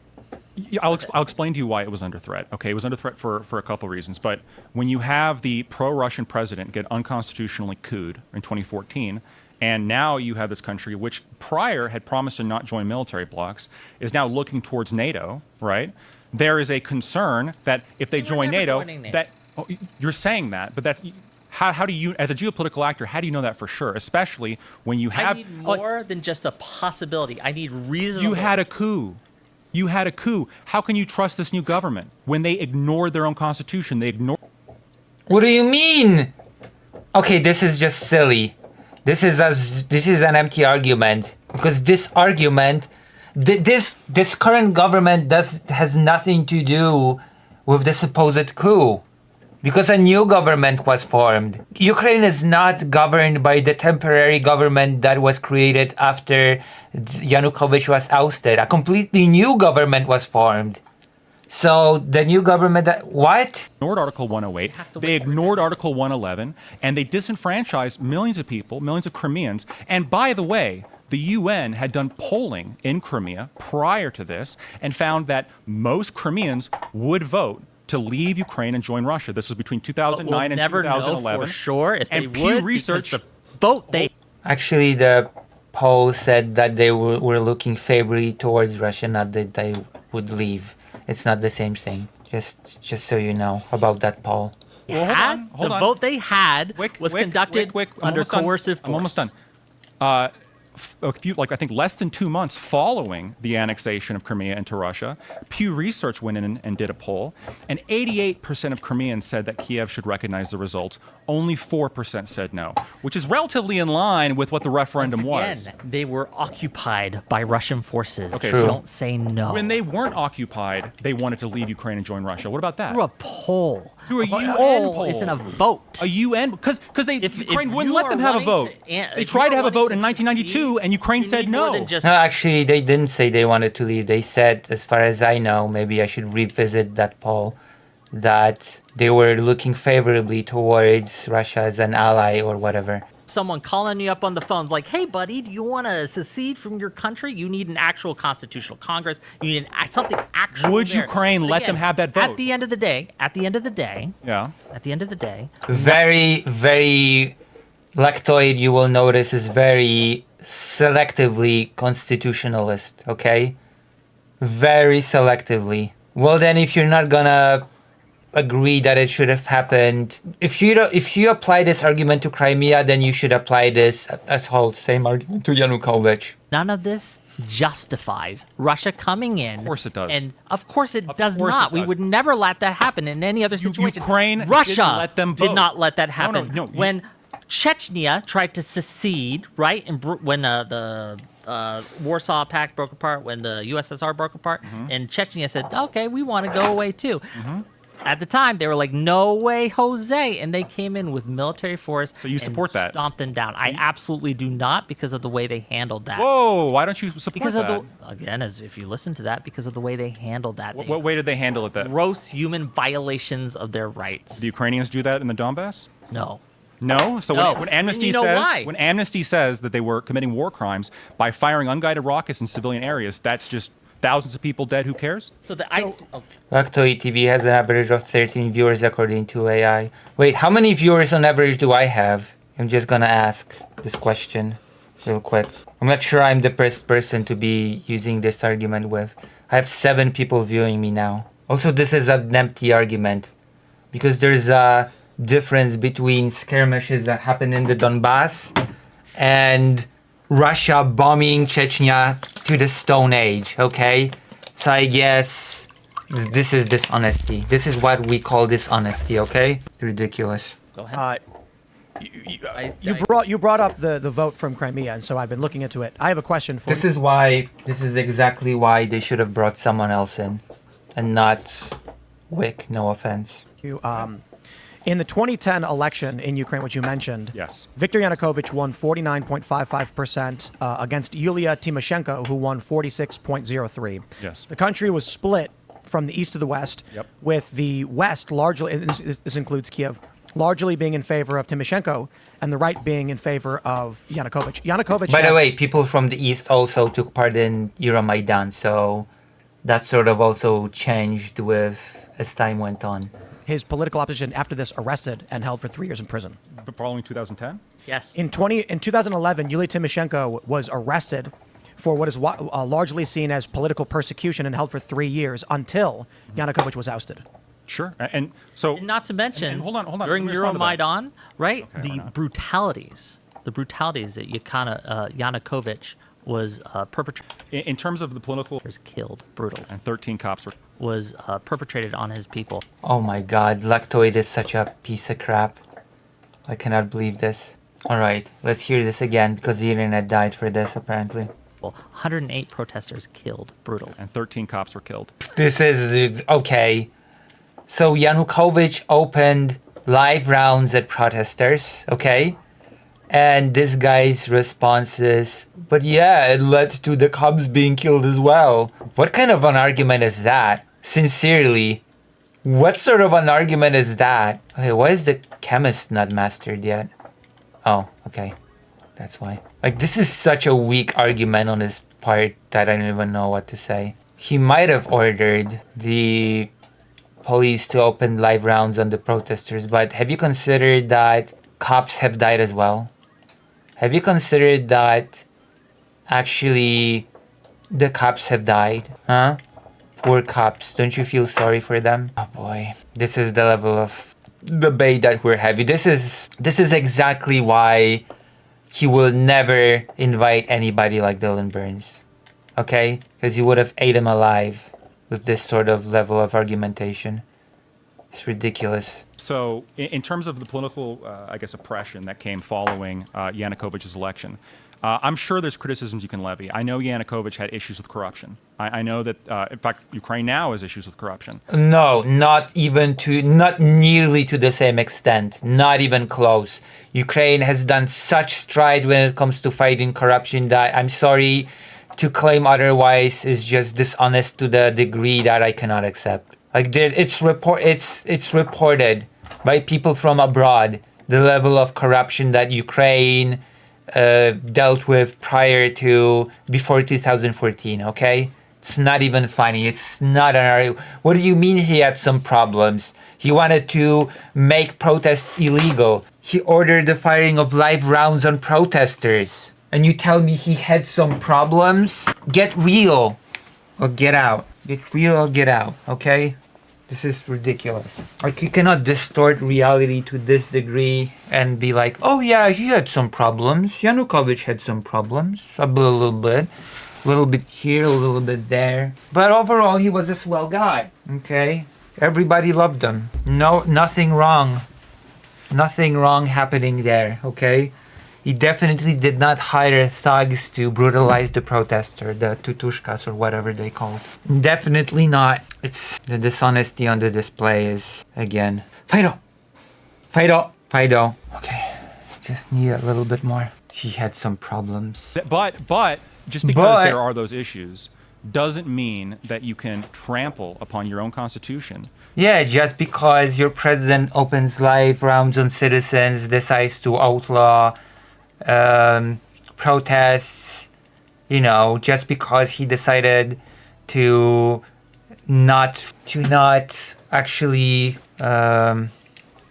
respect the deal that he agreed to step down. It doesn't mean, I'm sorry, once again, I'll repeat it once, I said it once, I'll repeat it again. Once a president decides that it's okay to shoot live rounds at citizens, you lose the legitimacy to be the president, okay? I think shooting live rounds at citizens goes beyond negligence as far as being president goes. To remove a president and not expect separatism in the places, as you brought up, in the places that overwhelmingly voted for Yanukovych.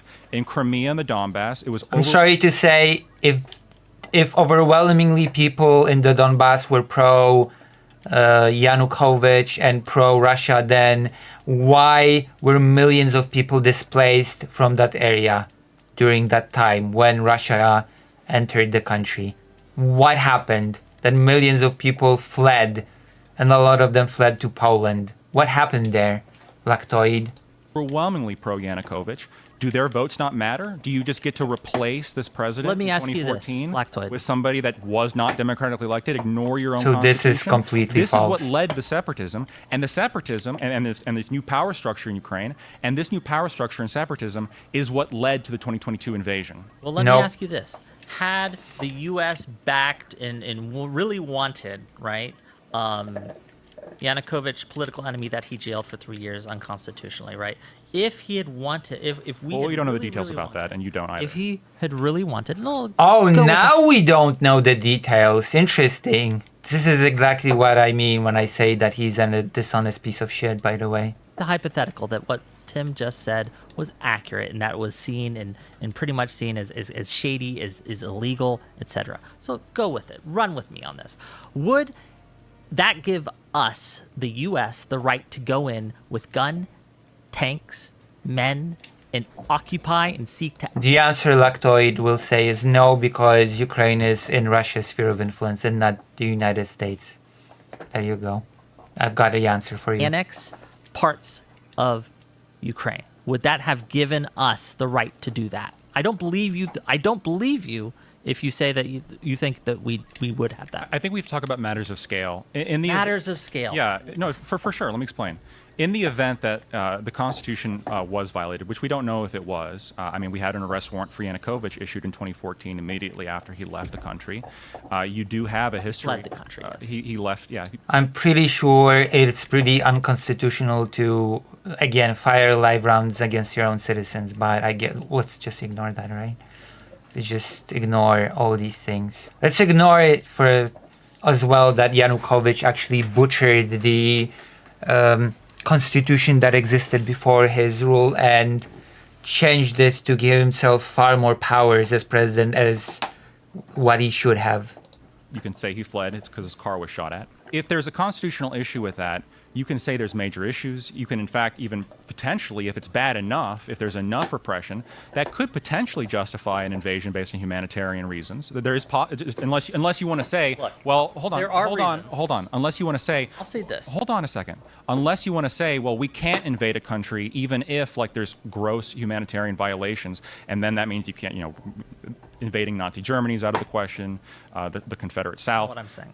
So you can, if there's enough violations of the Constitution and human rights that could justify potentially. I mean, I hate to tell this to you, Lactoid, but a preventative invasion of Nazi Germany never happened. So I'm not sure why you're talking about this example of something that actually never happened. Humanitarian intervention. Human rights. But what I'm saying is this Euromaidan was particularly egregious. We have a movement that, according to the last poll prior to the ousting of Yanukovych, had about 45% popularity and 48% unpopularity, primarily in the East.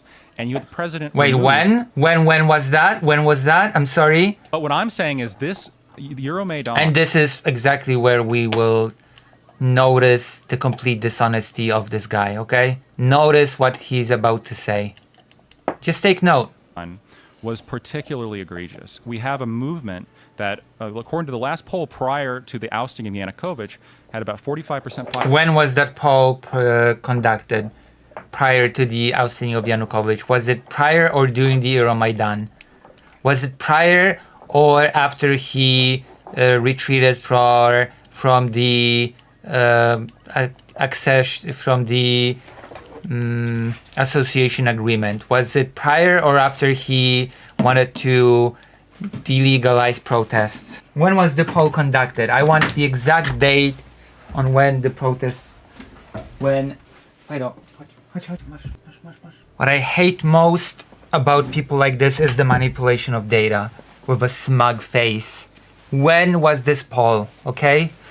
Let me check it actually. Euromaidan poll. This is after in 2019 or whatever. Is there any way for me to check? Popularity in 40. Like, why isn't Wick asking these questions? Why isn't Wick asking when exactly was this poll conducted? Who? Like, when? But no. We will not get this from Wick, unfortunately. 8% unpopularity, primarily in the East. And you had the president removed, violating Article 108 and Article 111. And you had separatism. Well, to some extent, it does. No. The United States had help from France. We had a general, Lafayette, come in to help us leave the UK. Let me ask you this. Does the U.S., because, we argued no taxation without representation, and I think nullifying your vote is essentially removing representation. Did the U.S. have a right to leave the UK, the England? Do we have a right to declare? The Parliament is the representative of the people, and the Parliament voted out Yanukovych. Sure, they were doing more than just that. They were disappearing people. They were giving people no. According to Lactoid's argument, the revolutionists should have been squashed. Because the legitimate rule, was the rule of the United Kingdom crown, We're at this analogous example, if I've ever seen one. I'm sorry, but the equivalent of Yanukovych's government was the crown of the United Kingdom, not the American revolutionists. This is ridiculous. No trial. They were just taking them off the street, right? But here's the deal. We don't live in 1700s anymore, and we're dealing in a world that is fundamentally different than back then. And to pretend that we're going to live by the same rules that we did back in 1700s, I think is folly. Look, none of this justifies. And this is a principle, right? What a weird analogy. Like comparing revolutionists in the United States that fought against the regime, actually, to the regime. A country's sovereignty matters, and a foreign entity cannot use military force in order to violate. Like in Lactoid's example, France would have to actually support the British crown for it to work. Another country's sovereignty in order to solve a crisis that they themselves have helped serve up. Because if I may finish, Russia has a habit of doing this. Russia has done this before. They did it in Georgia. They took an internecine conflict that was in South Ossetia and I can't pronounce. Abkhazia. Abkhazia. Thank you. And they pumped money into them. They sent their little green men in there again, their little Russian soldiers, and they stirred up this conflict. Again, remarkably similar to how they behaved in Ukraine with the Donbass and with Crimea and these things. And they use this as an excuse, right, to go in with military force and take a slice, right? And today, even today, they occupy illegally 20% of Georgians' sovereign territory. Russia, and Putin specifically, continues to do this, and they play this game. So this idea that if we just stop funding Ukraine, it's not our problem, he's just going to stop, has not been borne out by the facts of Marcus Cuba was wrong for meddling in Portugal's sphere of influence too. the matter. If someone continues to exhibit a habit of behavior over and over and over again, what is different this time? Let me ask you this, You Simon. listed 2 times. That's less than the U.S. has intervened in other countries. We invaded Iraq. We invaded Afghanistan. We got involved in Libya. This is what we call whataboutism, by the way. This is why you should have a.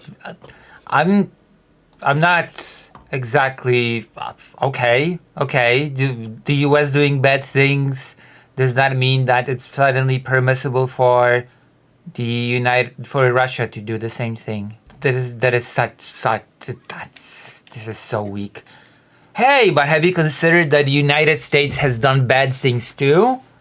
Okay, I don't care. I don't what? Okay, I'll condemn those things as well. What the fuck? It's like, this is stupid. We didn't Involved in annex Syria. Afghanistan. We didn't annex No, we replaced Iraq. the government. But that's a fundamentally different a pro-Western thing. government. And again, I'm not here to support every single thing that the United States has done. And saying I'm that not here to support every single thing the Russian government has done. I'm not. You can point out. And by the way, I'm actually critical of the Russian government when it comes to Chechnya. I think it's surprising that you're not, because. Or that you are, sorry. I think it's surprising that you are I was critical about to say, do you not of the think Russian I'm- government What in the Chechnya. hell? Because the same arguments. genocide, yeah. man. Well, it's a little. It's not. I mean, no, it wasn't a genocide. But it was an annexation of a area that wanted self-determination, wanted to be separate because the Soviet Union had just collapsed. But under your logic of the countries are sovereign, we can't get involved, you should be against Wait, do you Chechnya. think that because the Chechnya US was should part have- of the Russian government, wasn't it? It was part of the Russian The territory. U.S. should have gone in Chechnya. Probably not just. Probably not. Hold on. Indeed. Just because of the expense and the kind of geopolitical reality on the ground. Moral. From a moral perspective, we would have been perspective, I justified. think we would have been justified. we would have strong justification. Again, until the like the Balkans, right? When we went in, when NATO went in the Pathetic. 90s, right, and stopped the Serbian genocide that was happening there, that the Serbians were conducting, right? NATO offensive. Yes, that was good. That was something we should have done, right? And when it comes to the war crimes, like we talk about when war crimes justify intervention, look at Bucha. What happened in Bucha? 400 Bucha, not Buka. Okay, Buka? The hell? What? Hold on. I have to look up the Ukrainian pronunciation because now I'm just Buka. What? No, it's still Bucha. Yeah, it's still Bucha. Hold on. Ukrainska mova. Yeah, it's still Bucha, not Buka. Jesus Christ. 98 civilians massacred. Does that justify the U.S. getting involved? I think it does. Look at what they've done by stealing 20,000, at least, children, Ukrainian children, and disappearing them into Russia to serve with Russian families, to live with Russian families, and to be raised as Russian against the will of their parents. Can you even does state, that justify? Can you even This is called genocide, by the way. The children thing is definitely genocide. Transferring children from one group to the other. Does that justify when you U.S. say, hold on. When you say against the invoking? will of their parents, what do you mean? I mean, Whoa, okay. This is a new law. Lacto is about to unironically try to justify Russian kidnapping of Ukrainian children. He's gonna say that it was not done against the. Oh, okay. If there's a topic that I can talk a lot about, it's this one, because that's actually the main thing that I've been focusing on each time I went to Ukraine. I've talked to an organization called Save Ukraine. It's an organization that specializes in rescuing kidnapped Ukrainian children. There's a topic when it comes to Ukraine that I specialize in. It will be the topic of kidnapped Ukrainian children. So, for example, when we say that it was done against the will of the parents, it means, for example, that in the so-called hot conflict zones, children were separated from their families. Instead of sending them to safe zones in Ukraine where those parents reside, they would be taken to Russia That is one example. The other example is taking the children to camps, okay, to recreation camps, never to return to the parents. That is also against the wishes of the parents. Those are just two of the most obvious examples. Also, the kidnapping has been happening since 2014, not just since 2022. But well, let's see what Wick will say. Let's just. How much does Wick know about the kidnapping of the children? That the parents, they are not allowed to see the kids. Is that what's happening? Yep. Do you even know what the Russian... Yes, that is 100% what's happening. Of course, there are many cases when the Ukrainian children living in Russia were not allowed to see their parents, and the Russian authorities would tell the children that the parents do not want to see them, while creating obstacle after obstacle after obstacle for the parents to meet them. Yes. An argument is on that? I don't care why they're orphans. doing it. It's wrong. They're orphans. No. Oh my God. Okay, this is so pathetic. No, actually, not just orphans were kidnapped from Ukraine to Russia. That is such a pathetic argument, and just tells me that Lactoid has not prepared on this. Lactoid has no knowledge on this topic, okay? First of all, even when children were kidnapped from orphanages, and that happened a lot, it does not follow that the kids were orphans. There were children in the foster system in Ukraine that were only temporarily placed there because their parents were or family was in difficult situation, and that created an interference from the state, and the children were temporarily taken away. But they would return to their families at some point. So not all children in the foster system of Ukraine were actually orphans without any family, relatives, or parents. That is an important thing to remember. A thing that Lactoid does not know, because again, Lactoid doesn't know what he is talking about. That is one. Second of all, not only children from orphanages were kidnapped. All children that resided in the so-called hot conflict zones were kidnapped, as well as children in the occupied territories were sent deeper into Russia to be Russified. So that already is a complete argument. That already this just Fido. Masz, nie, chodź Fido. Fido. To claim that all... Can we see Fido? I can show you him for a little bit. If you donate on the page, I'll trust that you will. He is in here somewhere. You should be able to see him somewhere around here. It's pretty dark, which also means that I need donations for a better lighting system. But yes, claiming that all the kidnapped children were orphans is, wow, such a blatant lie. In 2014, very famously, a bus of children going for vacation to a central area of Ukraine was famously stopped and taken to Russia instead. And those children were just kidnapped. It's ridiculous. Wow. Okay. Yeah, sure. Wow. And if the parents are identified... Please say something. He's no idea what he's talking about. They shipped them back to Ukraine. That's not... Nope, they did not. No, they did not. They absolutely did not ship them back to Ukraine. Are you kidding me? They create obstacle after obstacle after obstacle after obstacle not to let that happen. After the kidnapping, they changed the children's names, they changed the children's surnames, birth dates, everything. I'm sorry, this is just ridiculous. They do everything in their power not to allow the children to be identified in the first place. They're orphans. It is absolutely true. They're orphans in combat zones. That is not true. They are orphans in combat zones. That is 100% true. Now, you could say... Well, no, not all of them were orphans. There were children that were in the foster system, but not all children in the foster systems were orphans to begin with. Russia has an obligation to send the orphans to Ukraine. That could be a discussion. But again, hold on. The framing here. You not think children should be reunited with their families if we're able? Wick, they're orphans. They don't have families.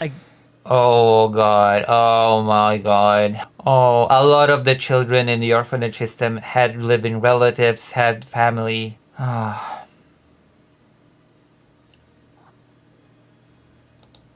They don't have families. But It's they in a do combat in zone. many- That's not.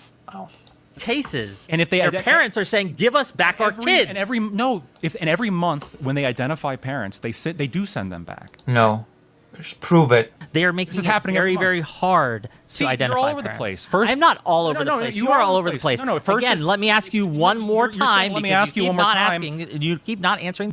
This guy has nothing. This guy has no clue. And the worst part is that Wick has no clue either. So it's like the blind leading the blind on this topic. Not all children in the foster system were orphans. Let's just get this out of the way. And even if orphans are orphans, they're still Ukrainian orphans, okay? To repeat it all again. Okay, even if we grant that Russia has any right to just take orphans and take them to Russia, okay? We're just gonna talk about the orphans, okay? Orphan children, or any children for that matter. They should receive Ukrainian education. They should be treated like Ukrainians and it does not give Russia carte blanche to Russify them, because that is in fact taking one children from one group and transferring to the other, which is in the Genocide Convention, prevention and punishment of genocide. So, but I'm not sure if Wick is going to even go in that direction. Not even sure. It's frustrating. It's frustrating enough. How do you do this? How do you do this crap? Ridiculous. Wow. The question: does the Bucha massacre Bucha. justify? Because you have agreed that violations of human rights allow us or allow a Wick foreign is not country to go in making strong militarily, arguments. right? So if Bucha's not enough for Bucha. you, is them snatching these 20,000 orphans, as you call them, off the streets and disappearing them into the Russia. Is that not enough for you? What about all the other He war actually crimes does that believe have that been all the kidnapped children are recognized orphans. by the UN, by the ICJ, by the OSCE, right? By these other human rights watchdog groups that they know is happening in Russian occupied Ukrainian territories, where they are forcing Ukrainian citizens to become Russian, get a Russian passport, and then they conscript the men and send them off to fight against Ukraine. Does that not justify? Whoa. Hold on. We got a problem with conscription now? Okay, we got a couple questions here. Yes, a if couple you are explanations. making someone... Wick, please. A couple points here. First of all, you didn't know what was going on with the orphans. You were saying, oh, they're Okay, children. first of all, the problem is not with conscription. The problem is with forcing people to accept the Russian passport in order to be conscripted.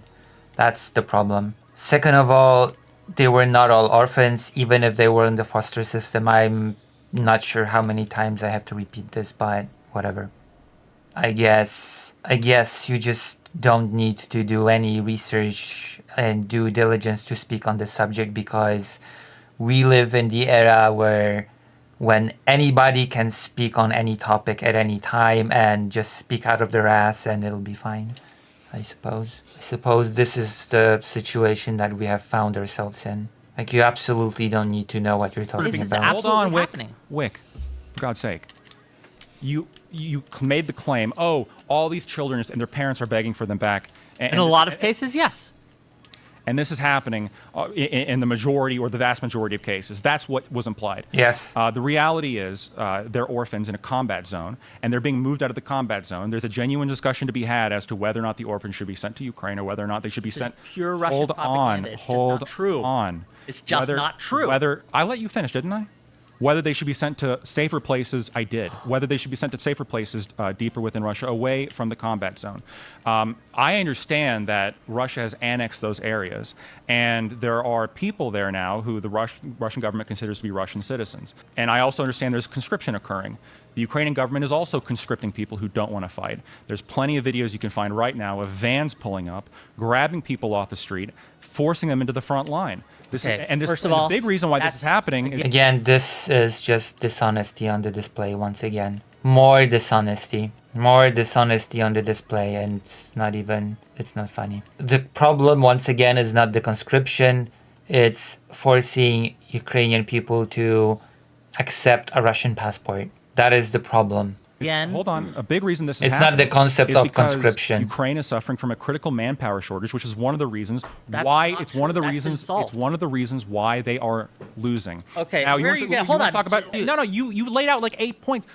You want to talk about the Bucha massacre? You keep talking about things, and we keep needing to address them because you bring up points that are just demonstrably and wrong. I wait for you to finish. General, no, you do not, sir. So General, Sir. the Army General Christopher G.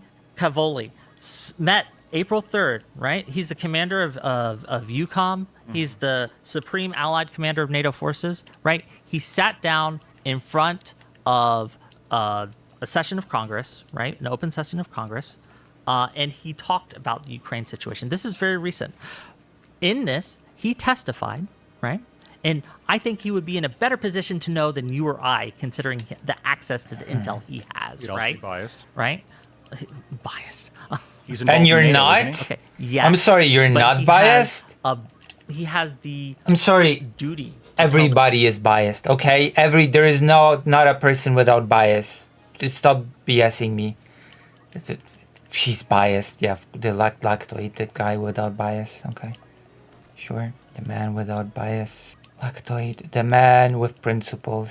The man without the bias. The truth. Like here we go. Like saying he's biased because he's a NATO general, right? He's testified that Ukraine has solved its manpower issues, and and it is currently in a better position today than it was last year. I got so I suppose my issue with this conversation so far is I still don't understand why I should care about Ukraine.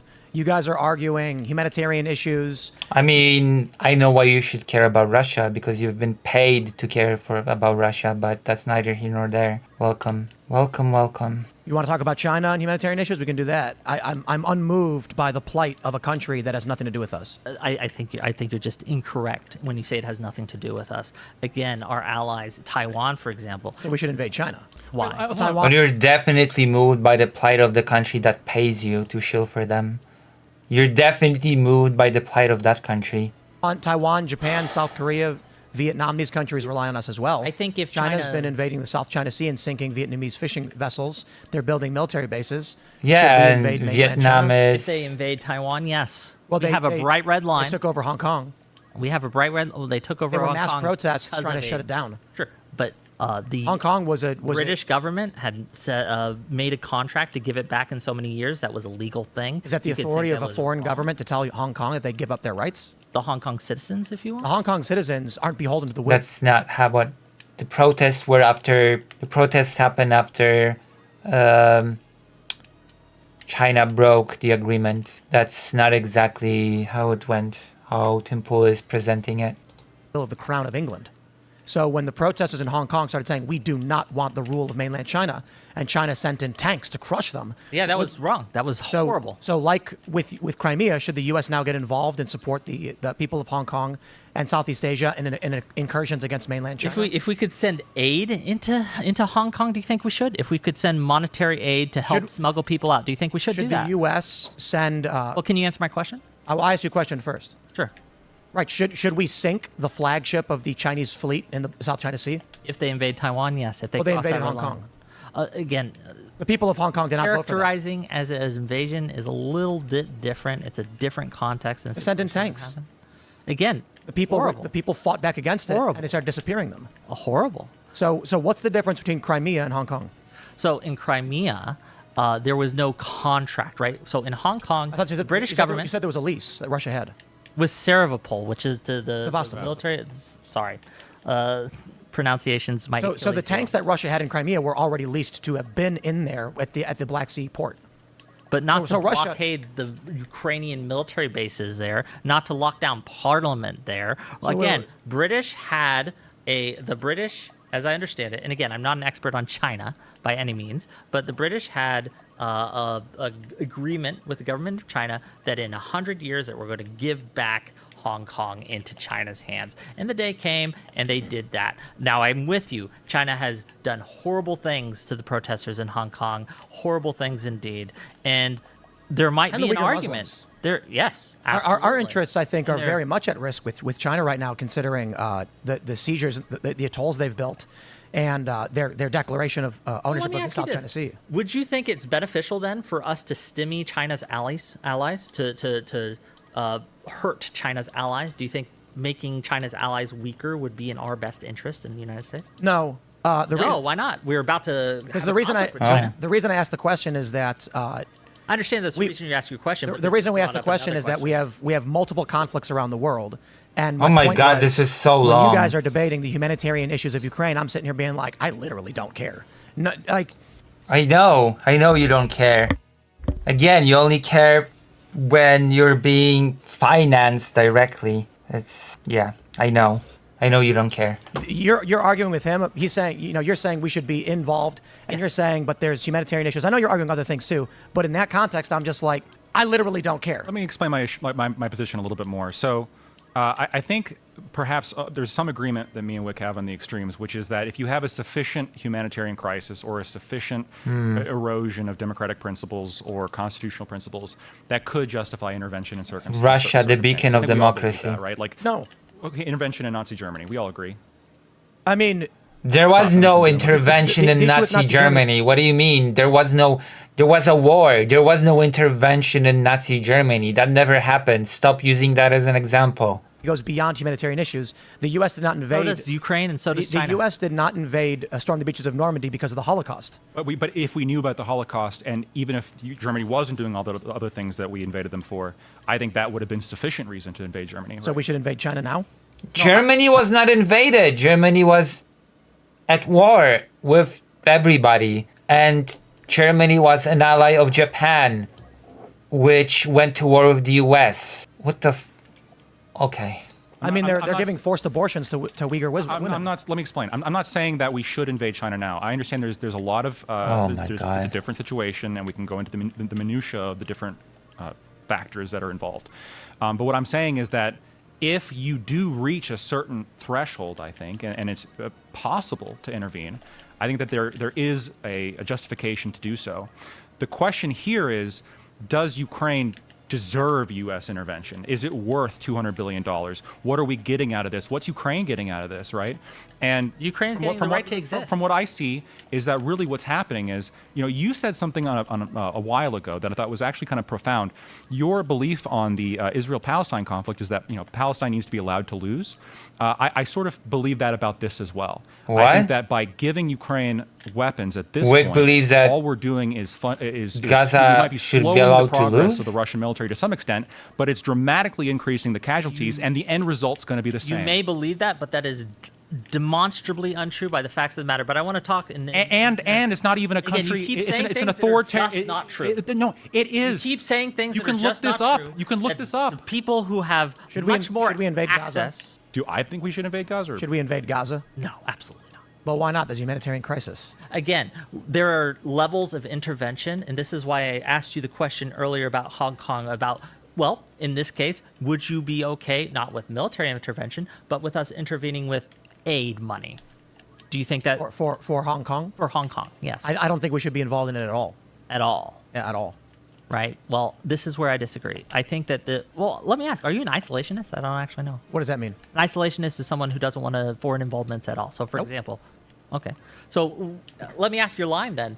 At what point would it be sufficient? What do you care about? It's thinking What bug. would you care about It's not ending, in a foreign the level. land that says, okay, the U.S. needs to get involved in this? What does it mean by involved? Whatever you think it means. So, like a trade negotiation? Perhaps We're buying rare earths from China, so we negotiate a trade agreement. Involvement in that is fine. So when I'm talking about conflict. So if there's a conflict in China, for example, with the Uyghur Muslims, would that be something you should care about? That, hey, we need to stop this from happening? Yeah, that's a coin toss. I don't know that the U.S. involved in a conflict which could escalate to kinetic conflict, for which it's not a priority of the United States. There's an argument of, wow, it is really bad what they're doing. So maybe we just don't do business there. Maybe it's that simple. Maybe That's a form of intervention. not really. It actually is, though. It Yeah, actually is saying I'm not going to buy bread withdraw from you is not me kicking your door in at your grocery But store. you're saying, I'm not going to buy bread for you unless you change this. It's called a boycott.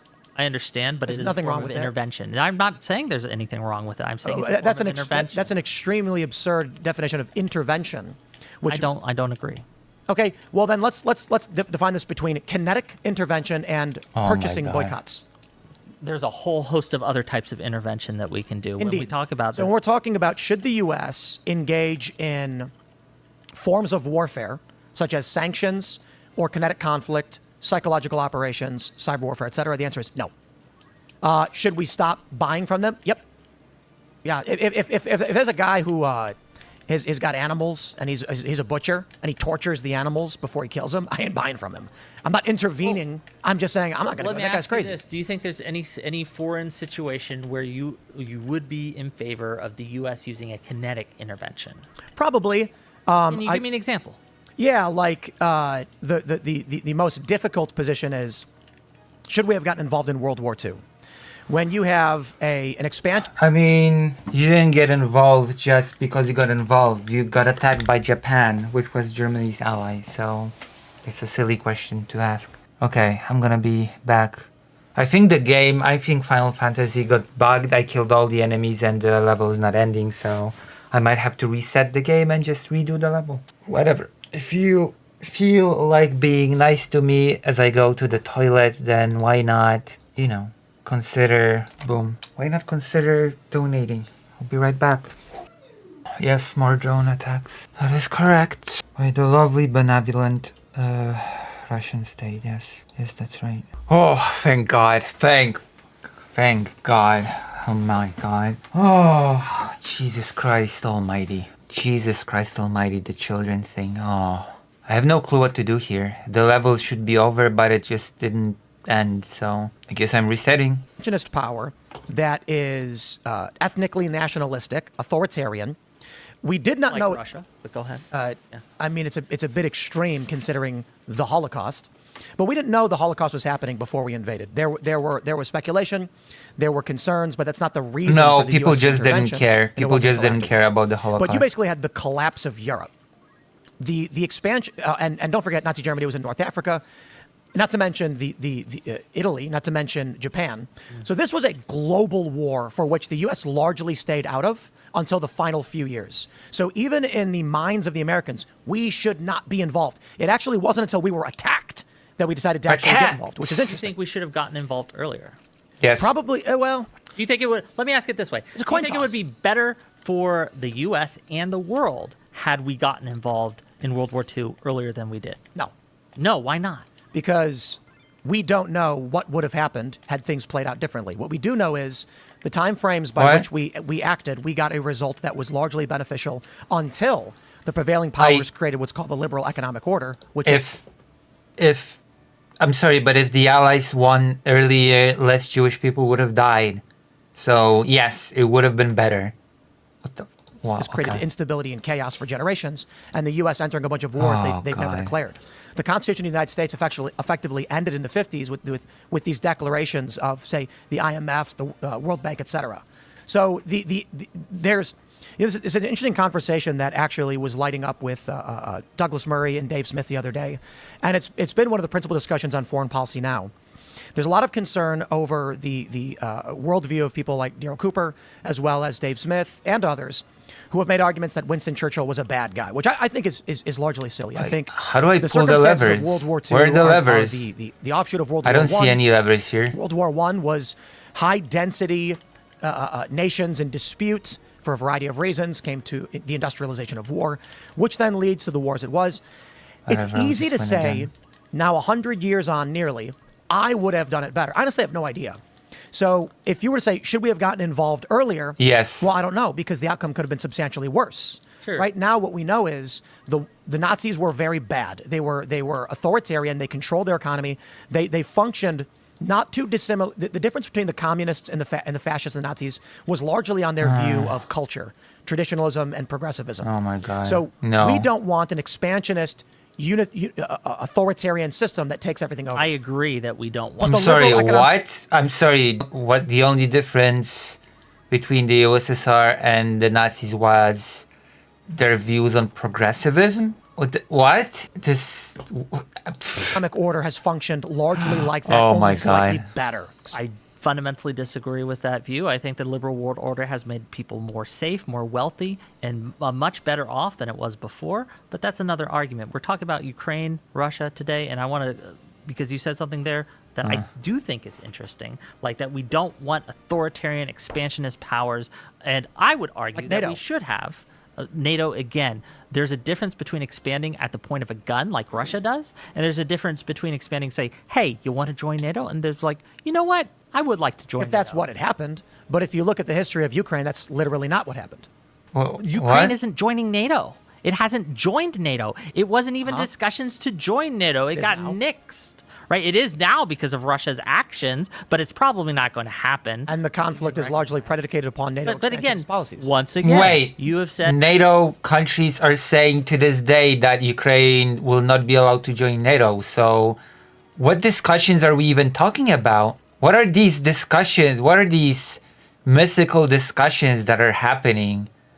Who is having them? Germany and the US famously did not allow and still do not allow Ukraine to join NATO. So I have no clue where this is coming that, like, from. oh, it happens in the case of NATO that it's just the same as Russia doing the guns. But no, NATO has largely expanded through voluntary joining. This has Largely. happened. Can you give me a country that you think that has joined NATO under coercion? Right now in Romania, they've removed the populist right-wing candidate from being able to run for no reason. In France, Marine Le Pen has been For accused. no reason. Also, NATO did not remove it. What does that have to do with NATO? That was done by the Romanian court, first of all. So this has nothing to do with NATO. Also, it was not without reason. It was because of electoral intervention, you dumbass. So it has the Romania thing has absolutely nothing to do with NATO. I don't even know why this was brought up. What is this? of What money does that laundering. have to do with joining NATO? How is Romania it? has Romania. How has can been I forced determine to- whether or not the population of a country is willfully joining a nation when they remove its leaders? Okay, So when if do you Russia, think if that if Russia France ousts, join NATO? What do you mean remove its leaders? The populist candidate only won first round. There was a second round to happen. He didn't win and was ousted. The results of the first round were cancelled and the vote was to be repeated. He was not even removed from being able to run again. So he was not removed from the vote. He literally had a cache full of various weapons because he and his co-conspirators were planning to coup the Romanian government. I mean, that's a whole separate issue, but yes. The reason why the first round of the election was overturned was not because of that. It was because of the whole meddling in the election thing. But yes, he was later arrested, actually, because of the whole thing. That was uncovered, yes. But that was a whole separate thing. So you are correct about that. I don't know, I'm frustrated.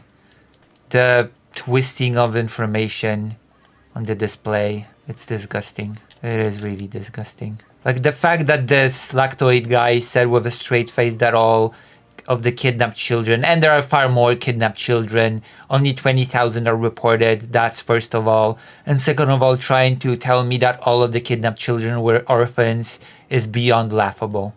Okay? Like, I understand that this might be information that's not super readily available, but not even all the children in the foster system were orphans. Not to mention that not all children that were kidnapped were in the foster system. Ukraine's leader.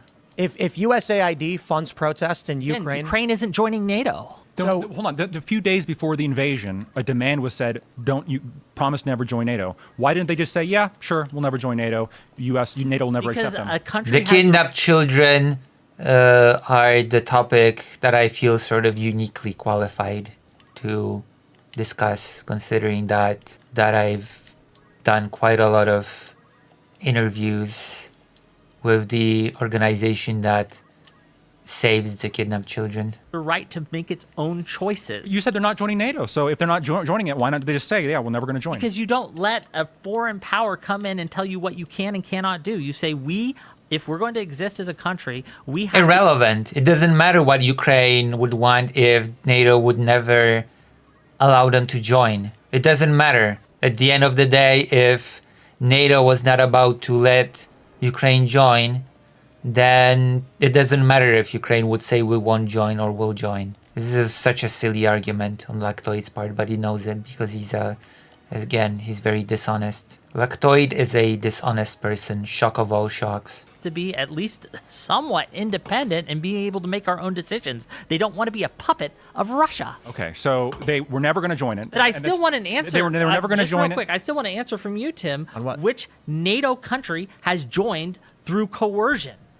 So my point is, I cannot assess which country is joining of their free will when we know in these countries they forcefully remove opposition to NATO. When a president starts to rise up, say Marine Le Pen, and she says we want to leave the European Union, so they accuse her of crimes, criminally charge her, and remove her. Did she do those crimes? We don't know, and probably not. The argument That's why they hold a trial to be able to find out. But hold on. You're right. You're right. He's completely correct. He's completely correct. You are completely correct.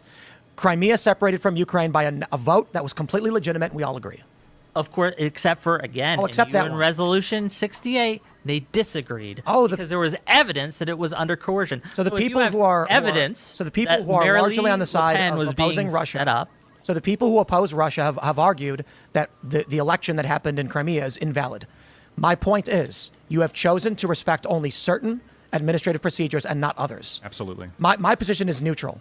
We know that they've criminally charged Marine Le Pen. We don't know if it's true or not. If it is true, should they charge her?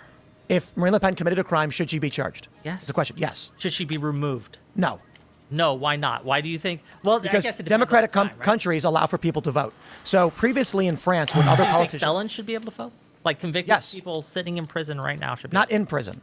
Not in prison. There's due process restrictions, but once you get out, your rights should be respected. If her criminal conviction involved jail time, and I'm not sure it does because I'm not quite up on that case specifically, but say 5 years in jail, do you think she should be able to run from a jail cell? Interesting. Yes, because in a democratic institution, a democratic country, the people decide. You can't simply have a judge bang a gavel and say the people no longer have a right to vote. I can't decide to take away your guns. I can't vote on that. I mean, the US is the last place that should be talking about being able to do things from a prison, considering that prisoners in the United States don't have the right to vote.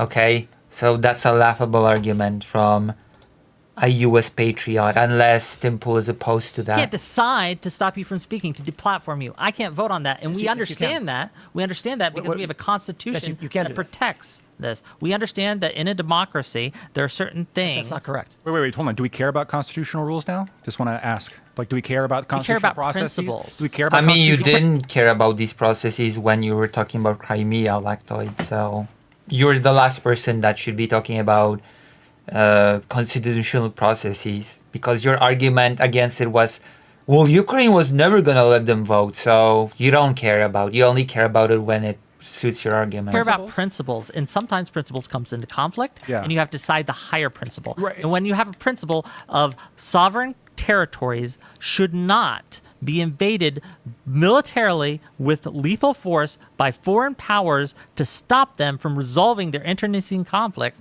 I think that does rise above some legalese in a constitution. I think that's fundamentally a different thing. I have a question. I think your position here really, it's very convenient, right? Because it's very convenient because it's very correct. No, it's very convenient because, if the people there, if they're powerless to stop their oppression, and now your position is, well, other countries, they can't go in and help the oppressed, well, that's very convenient, right? Now they have to stay oppressed because, hey, other countries can't. I know it is, which is why the other streamer that you watched did not watch this till the end. Go in. You'd be against the French and Just saying. to help us in our revolution against the British. You'd be against the U.S. getting involved in Afghanistan for moral reasons, in Iraq and Libya and Syria. You're just like you're an anti-interventionalist across the board, surely. Of course not. And I've already recognized that there are severe, extreme circumstances where, yes, intervention. You probably should do that. Should we have? I gave you an example in the 90s when we invaded the Balkans, right? And NATO did all that and stopped the Serbians from. The only reason I'm still doing this because I'm doing a little bit of a longer stream because I'm trying to earn more audience and I'm trying to also gather funds. Okay, I have to gather funds. There are things that I need to do, and I need your help. Yours in particular. Whoops. Whoopsie daisy. Fight all these people. That was good. Should we have invaded Iraq? Ooh, that's a good question. Which time? Gulf War? Either. Gulf War, yes. The other time, probably in hindsight, no. But Why did we invade Iraq in the Gulf War? Because they were taking over Kuwait, which was a sovereign country, which was pleading for our help, and which was our ally. And then what about the second time? The second time, it was because we were sold a lie that there was weapons of mass destruction. Had there actually been weapons of mass destruction, there might have been a case there. And had we actually believed there were mass I had weapons to take of a mass break in destruction, between. Then fair enough. But Should we have intervened? I think Should in we take hindsight, a break? it was a mistake. Should we have intervened? I mean, in you Libya? still have Final Fantasy Tactics to I'm not watch. familiar enough about Libya to make a decision on that, unfortunately. The actions of NATO resulted in the death of Muammar Gaddafi, which resulted in the reignition of the North African slave trade and tribal warfare. And the country's in relative chaos right now. I'm wondering for what reason NATO got involved in Libya and why did we do this? I don't know enough about Libya to say. I'm just going to. It sounds to me like right a now. dominant international power intervened in a local nation's conflict and overthrew their government. In certain cases, if you're asking me, So that you tell if me, everything America all and the NATO has people that done are has been still wise here or in the correct, chat, I would say no. should There we are obviously take a where break? I think we should not have gone in. Vietnam is a good one, right? Should we be involved in Syria? Now, Ever. there's a yes. I think we have interest in overthrowing a monster like Assad. Yes, It because sound- he destabilized his people, and I think How did he do that? again by severely oppressing the people who would rise against him. What does that mean? Chemical weapon attacks, mass Bombing. graves. Again, look at what happened after Syria, right? After I'm sorry, Bombing cities. the rebels took Like back his Syria, dad. right? Sorry, And that what they make found, girls again, eat I'm not snakes. for that. That's bad, right? Bite but heads they off of found snakes. that doesn't make Assad good. That doesn't make Assad better, even because True. again, the prisons found in Syria, That is where they true. had people who hadn't seen daylight in years, just mass prisons, was horrific. Again, I am not the saying US that do that to every anybody? intervention is good. Does the U.S. do that with prisons? No, absolutely To the not. extent that People are in solitary Syria did, confinement no. People are in Oh, solitary wow, confinement Tim Pool for is extended just periods, maybe stupid, it years, seems. For instance, without... Again, you that's kidding? incomparable to what Syria does. What does Syria do? Syria has mass prisons that they throw people in for simply opposing the government, for simply just. What does that mean, opposing? Yes, the US absolutely locks people in places without any light and just walls them in, breaks them in, and leaves them for years without any sunlight. Yes, that absolutely. What? Is Tim Pool stupid or this level of dishonest? I know he's this level of dishonest because he did accept blood money from Russia. So that's a little bit of a, like. The government. Does Ukraine arrest people and imprison them for opposing the government? Yes, but do you think these are this idea? Okay, and these Yes, absolutely. Ukraine is just Syria, Assad Syria 2.0. Yes, you win. Brilliant. Yes, absolutely.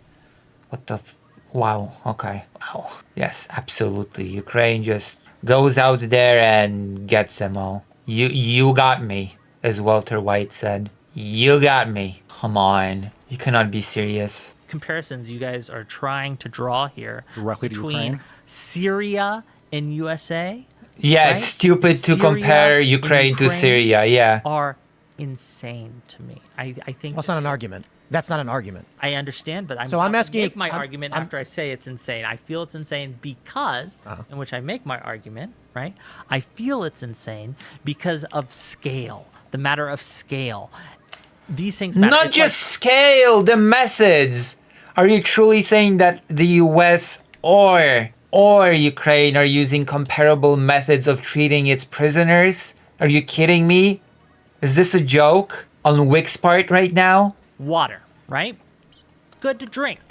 It's okay to drink. If I splashed you with water, it'd probably be bad, but it wouldn't be as bad. It's not as if just a about scale. tsunami Are you or a killing me? flood You're or any- killing me, like Wick. A biblical type of flood came in and drowned you. So just because a thing, right, can be bad doesn't Wow. mean that scale doesn't matter. Oh, when it God. comes to Syria, the scale matters. It's not And just when it comes about to Russia and scale. Ukraine, look, I'm not here to say Syria that bombed Ukraine has been cities, used perfect, that Ukraine is this perfect country. gas. I am saying that when you look at the scale, we're talking about a glass of water. versus Literally locked people in torture cells and just bricked them off. What the hell? What is this crap about scale? How did we get here? And how do we get out, for the love of God? is a flood. A flood that is Russia. Oh my war God. crimes in Bucha, right? Bucha, Russia's war not crimes in the Bucha. occupied territories. That The it hell's does. a Bucha? Russia's war crimes in Chechnya. Russia's war crimes in almost Bucha. every conflict it's been involved in. Massively outscale anything you could say Ukraine has done. And So what happens if right now we just stopped Ukraine and said no more funding, we're done, we're out? What would happen? So first of all, that sends a signal to nuclear proliferation expands. Japan starts to want to get nukes. You have all these other smaller countries that say, you know what, we need nukes now. Poland already actually went that route. Like, I've already heard the Polish Prime Minister Tusk saying that the main lesson that Poland should draw from Ukraine is that it should not have gotten rid of its nukes, and that Poland should control some form of nuclear weaponry. So there we go. I've done some Polish politics on the side while reacting to this. That is actually what happened. Poland is actually thinking about nuclear weapons now. Whoops. Now, because we can no longer rely on the global world order to protect us, which has been protecting us before. Or rather on the nuclear umbrella from So the now United we need States. nukes for ourselves, to so be we can precise. be a sovereign nation and not worry about a greater power coming in and taking us out. So that's the first thing that happens. The second thing that happens is China takes Taiwan. It shuts down trade in the Bering Strait, I'm sorry, not the Bering Strait. My bad. The Taiwan Strait, right, where about $2 trillion a year of commerce goes through, and it just shuts that down because it can. And you have land grabs by smaller countries, each trying to take pieces of each other, because Ukraine is really a domino, and once it falls, it's going to lead to this Real quick, just cascade. for clarification, you're saying that the structure of the liberal economic order right now relies on us staying in Ukraine. Is that Yes. okay? Yes, in a very real way. And we I mean, it does depend. Yes, the liberal order does depend on countries keeping to their obligations. Yeah, that would be pretty cool. If, if the word of a state to another state would mean anything and not be just empty words that can be broken at any time. Yeah, that would be pretty cool. That would be pretty nice, wouldn't it? I'd like it. Oops. Again, Taiwan is looking at us. We have our NATO allies looking at us. We have other countries looking at us. We have our enemies looking at us. How are we going to respond? Are we actually going to stand up for the values that we say that we hold? Or when we say we will support Ukraine no matter what, do we actually follow through on that? And they're looking to see if they can trust us to keep our word. The new government, and if we do our new government not, has not said that we're going to support Ukraine no matter what, and that would be a wild standard to have. I'm curious why you support Taiwan, because if you have this standard, well, we can't get involved. Even if the population there really wants to leave and perhaps has justification to leave and be a separate country, we shouldn't get involved. Why is the U.S. arming Taiwan? Why are we involved in Taiwan? Yeah, that's stupid. And shouldn't we just kind of say, well, we can just, let them be part of we China? set a red line in Taiwan that Why? if China decides to take over using military force, Yeah. we will stop them. Why- Because we recognize that there are fundamental, specific... Also, Welakloid never even demonstrated that Crimea actually wanted to leave.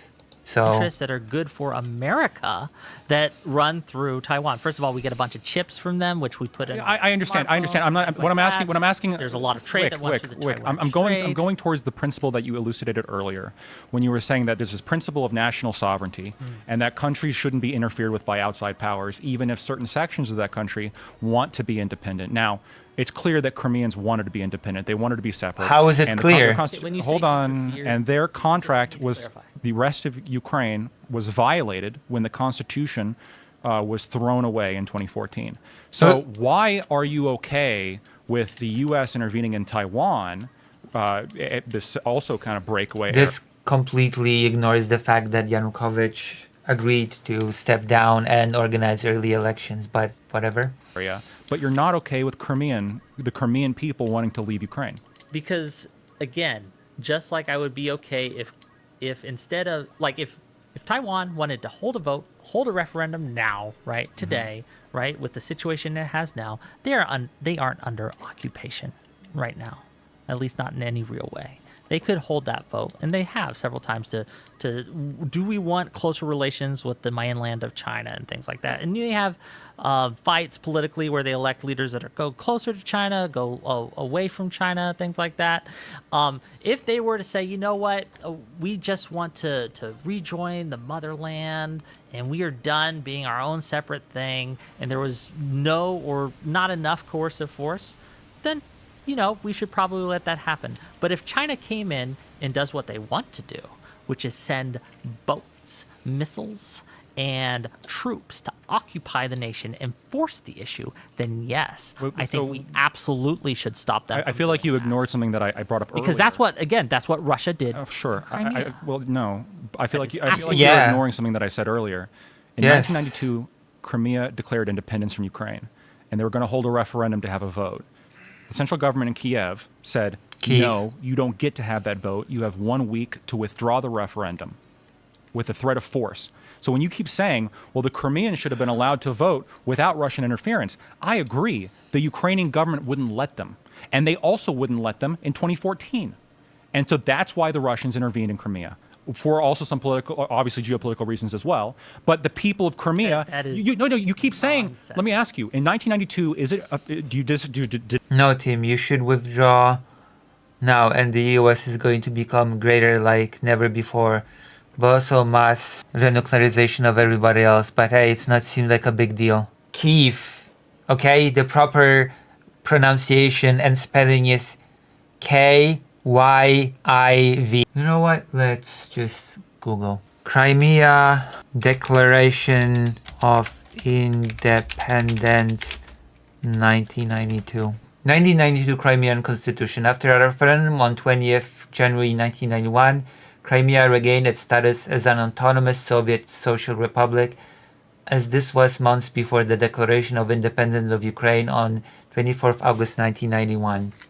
By December 1991, internationally recognized Crimea was at the time part of the Ukrainian SSR, which was one of the constituent republics of the Soviet Union. Okay? On 26 February 1992, the Crimean parliament changed the name of the region from the Crimean ASSR into the Republic of Crimea, and the Ukrainian government with the objective of allowing them more self-governance.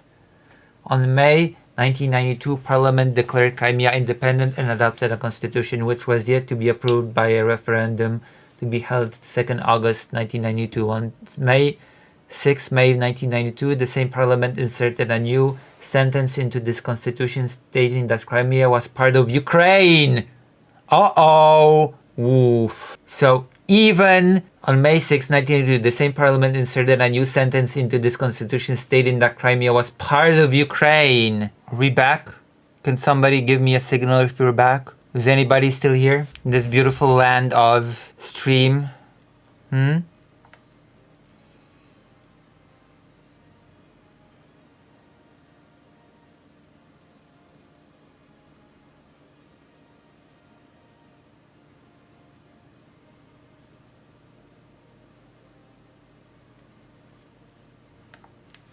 Alright, we're still here. Consider donating. But yes, Factoid very conveniently ignored that on May 6, 1992, the same parliament inserted a new sentence into this constitution stating that Crimea was part of Ukraine. So, yeah.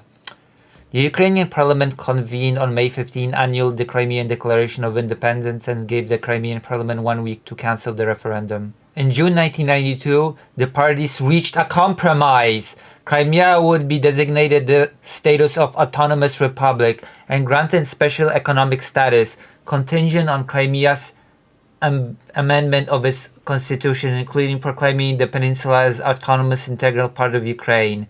And they did already state that Crimea was part of Ukraine. The revised constitution of Crimea was adopted on September. In May 1994, the Crimean parliament voted to restore the May 1992 constitution, although this was abandoned by September of that year. So, no, Lactoid is completely lying about this whole thing.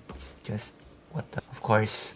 Of course. Why am I even surprised about this? Deny the truth that in 1992 Crimea declared independence and Kiev said no? I don't deny. So when you keep saying, well, the Crimeans should have had a vote themselves, and you have Kiev not letting them have the and vote. also in the same year, 1992, the Crimean parliament inserted into its constitution that Crimea is a part of Ukraine. Are you going to ignore that truth, Lactoid? Yes, you are. Of course you are. I'm confused Do you as to your think- actual standard here. do you think Why that- do you support Taiwan? Do you think that the United States should have allowed, during the Civil War, the South to secede? No, because they didn't have their constitutional rights violated. What if they constitutional did- rights in 92 were violated from Crimea? Hold on. So the Soviet Union collapsed. We're talking between 1990 and 1992. There was a first referendum in 1991 in which the Crimean people overwhelmingly voted for autonomy. There was a second referendum in 1991 in or the Crimeans and really the rest of Again, Ukraine it's voted to leave the Soviet Union.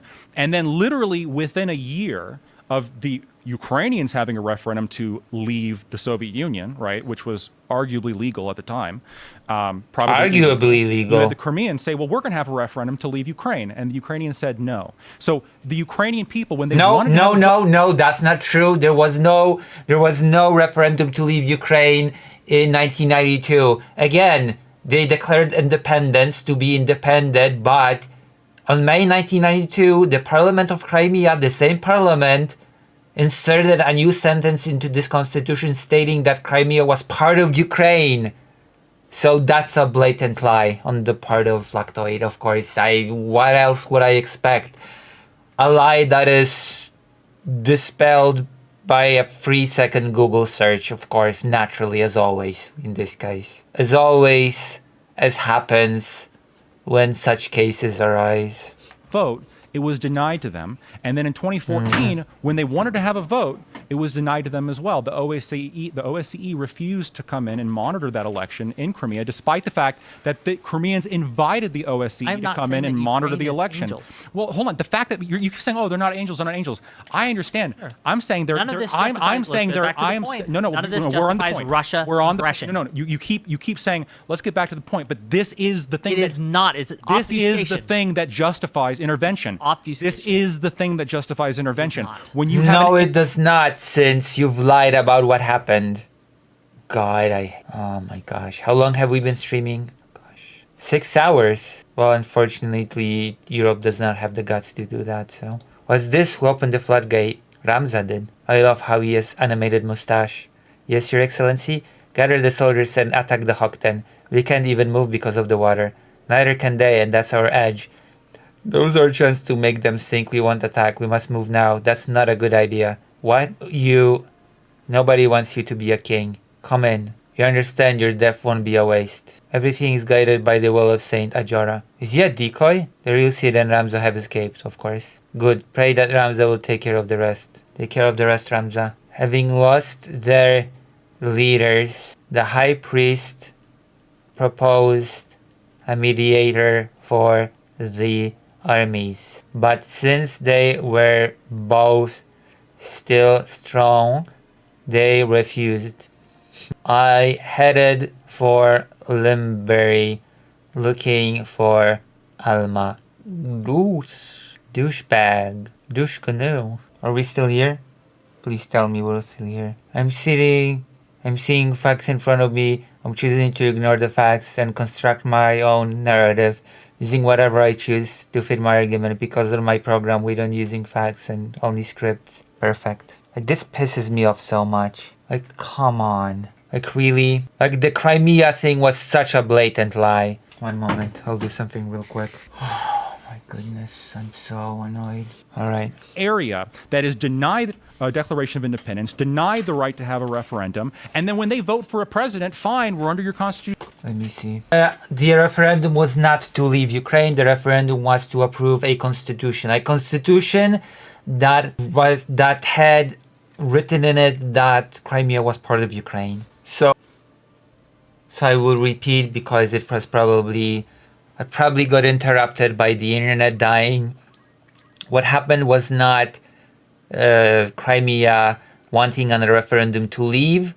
It was Crimea wanting to certify a constitution, which said, by the way, that it was a part of Ukraine. And Ukrainian parliament said, no, you will not ratify this constitution. You will ratify a different one. That's it. That's it. That's it. Ridiculous. I know. But it happens with dishonest. Rule, that constitution is But that is the saddest thing, is that Wick will not know this. Broken, and the president that they elected gets thrown out unconstitutionally, and now they're like, well, we want to leave, and then Ukraine says no, and the OSCE says we're not going to monitor it because Kiev didn't authorize this referendum, and then you say, oh, but then the Russians come in, nothing justifies this. Let me ask you, like, at what point would Russian, like, it seems like your standard is they'll never be justified. Wow. So in March of 95, Ukrainian parliament abolished the Crimean constitution. Yep. All laws and decrees contradicting those of Kiev, disarmed the bodyguards of the government.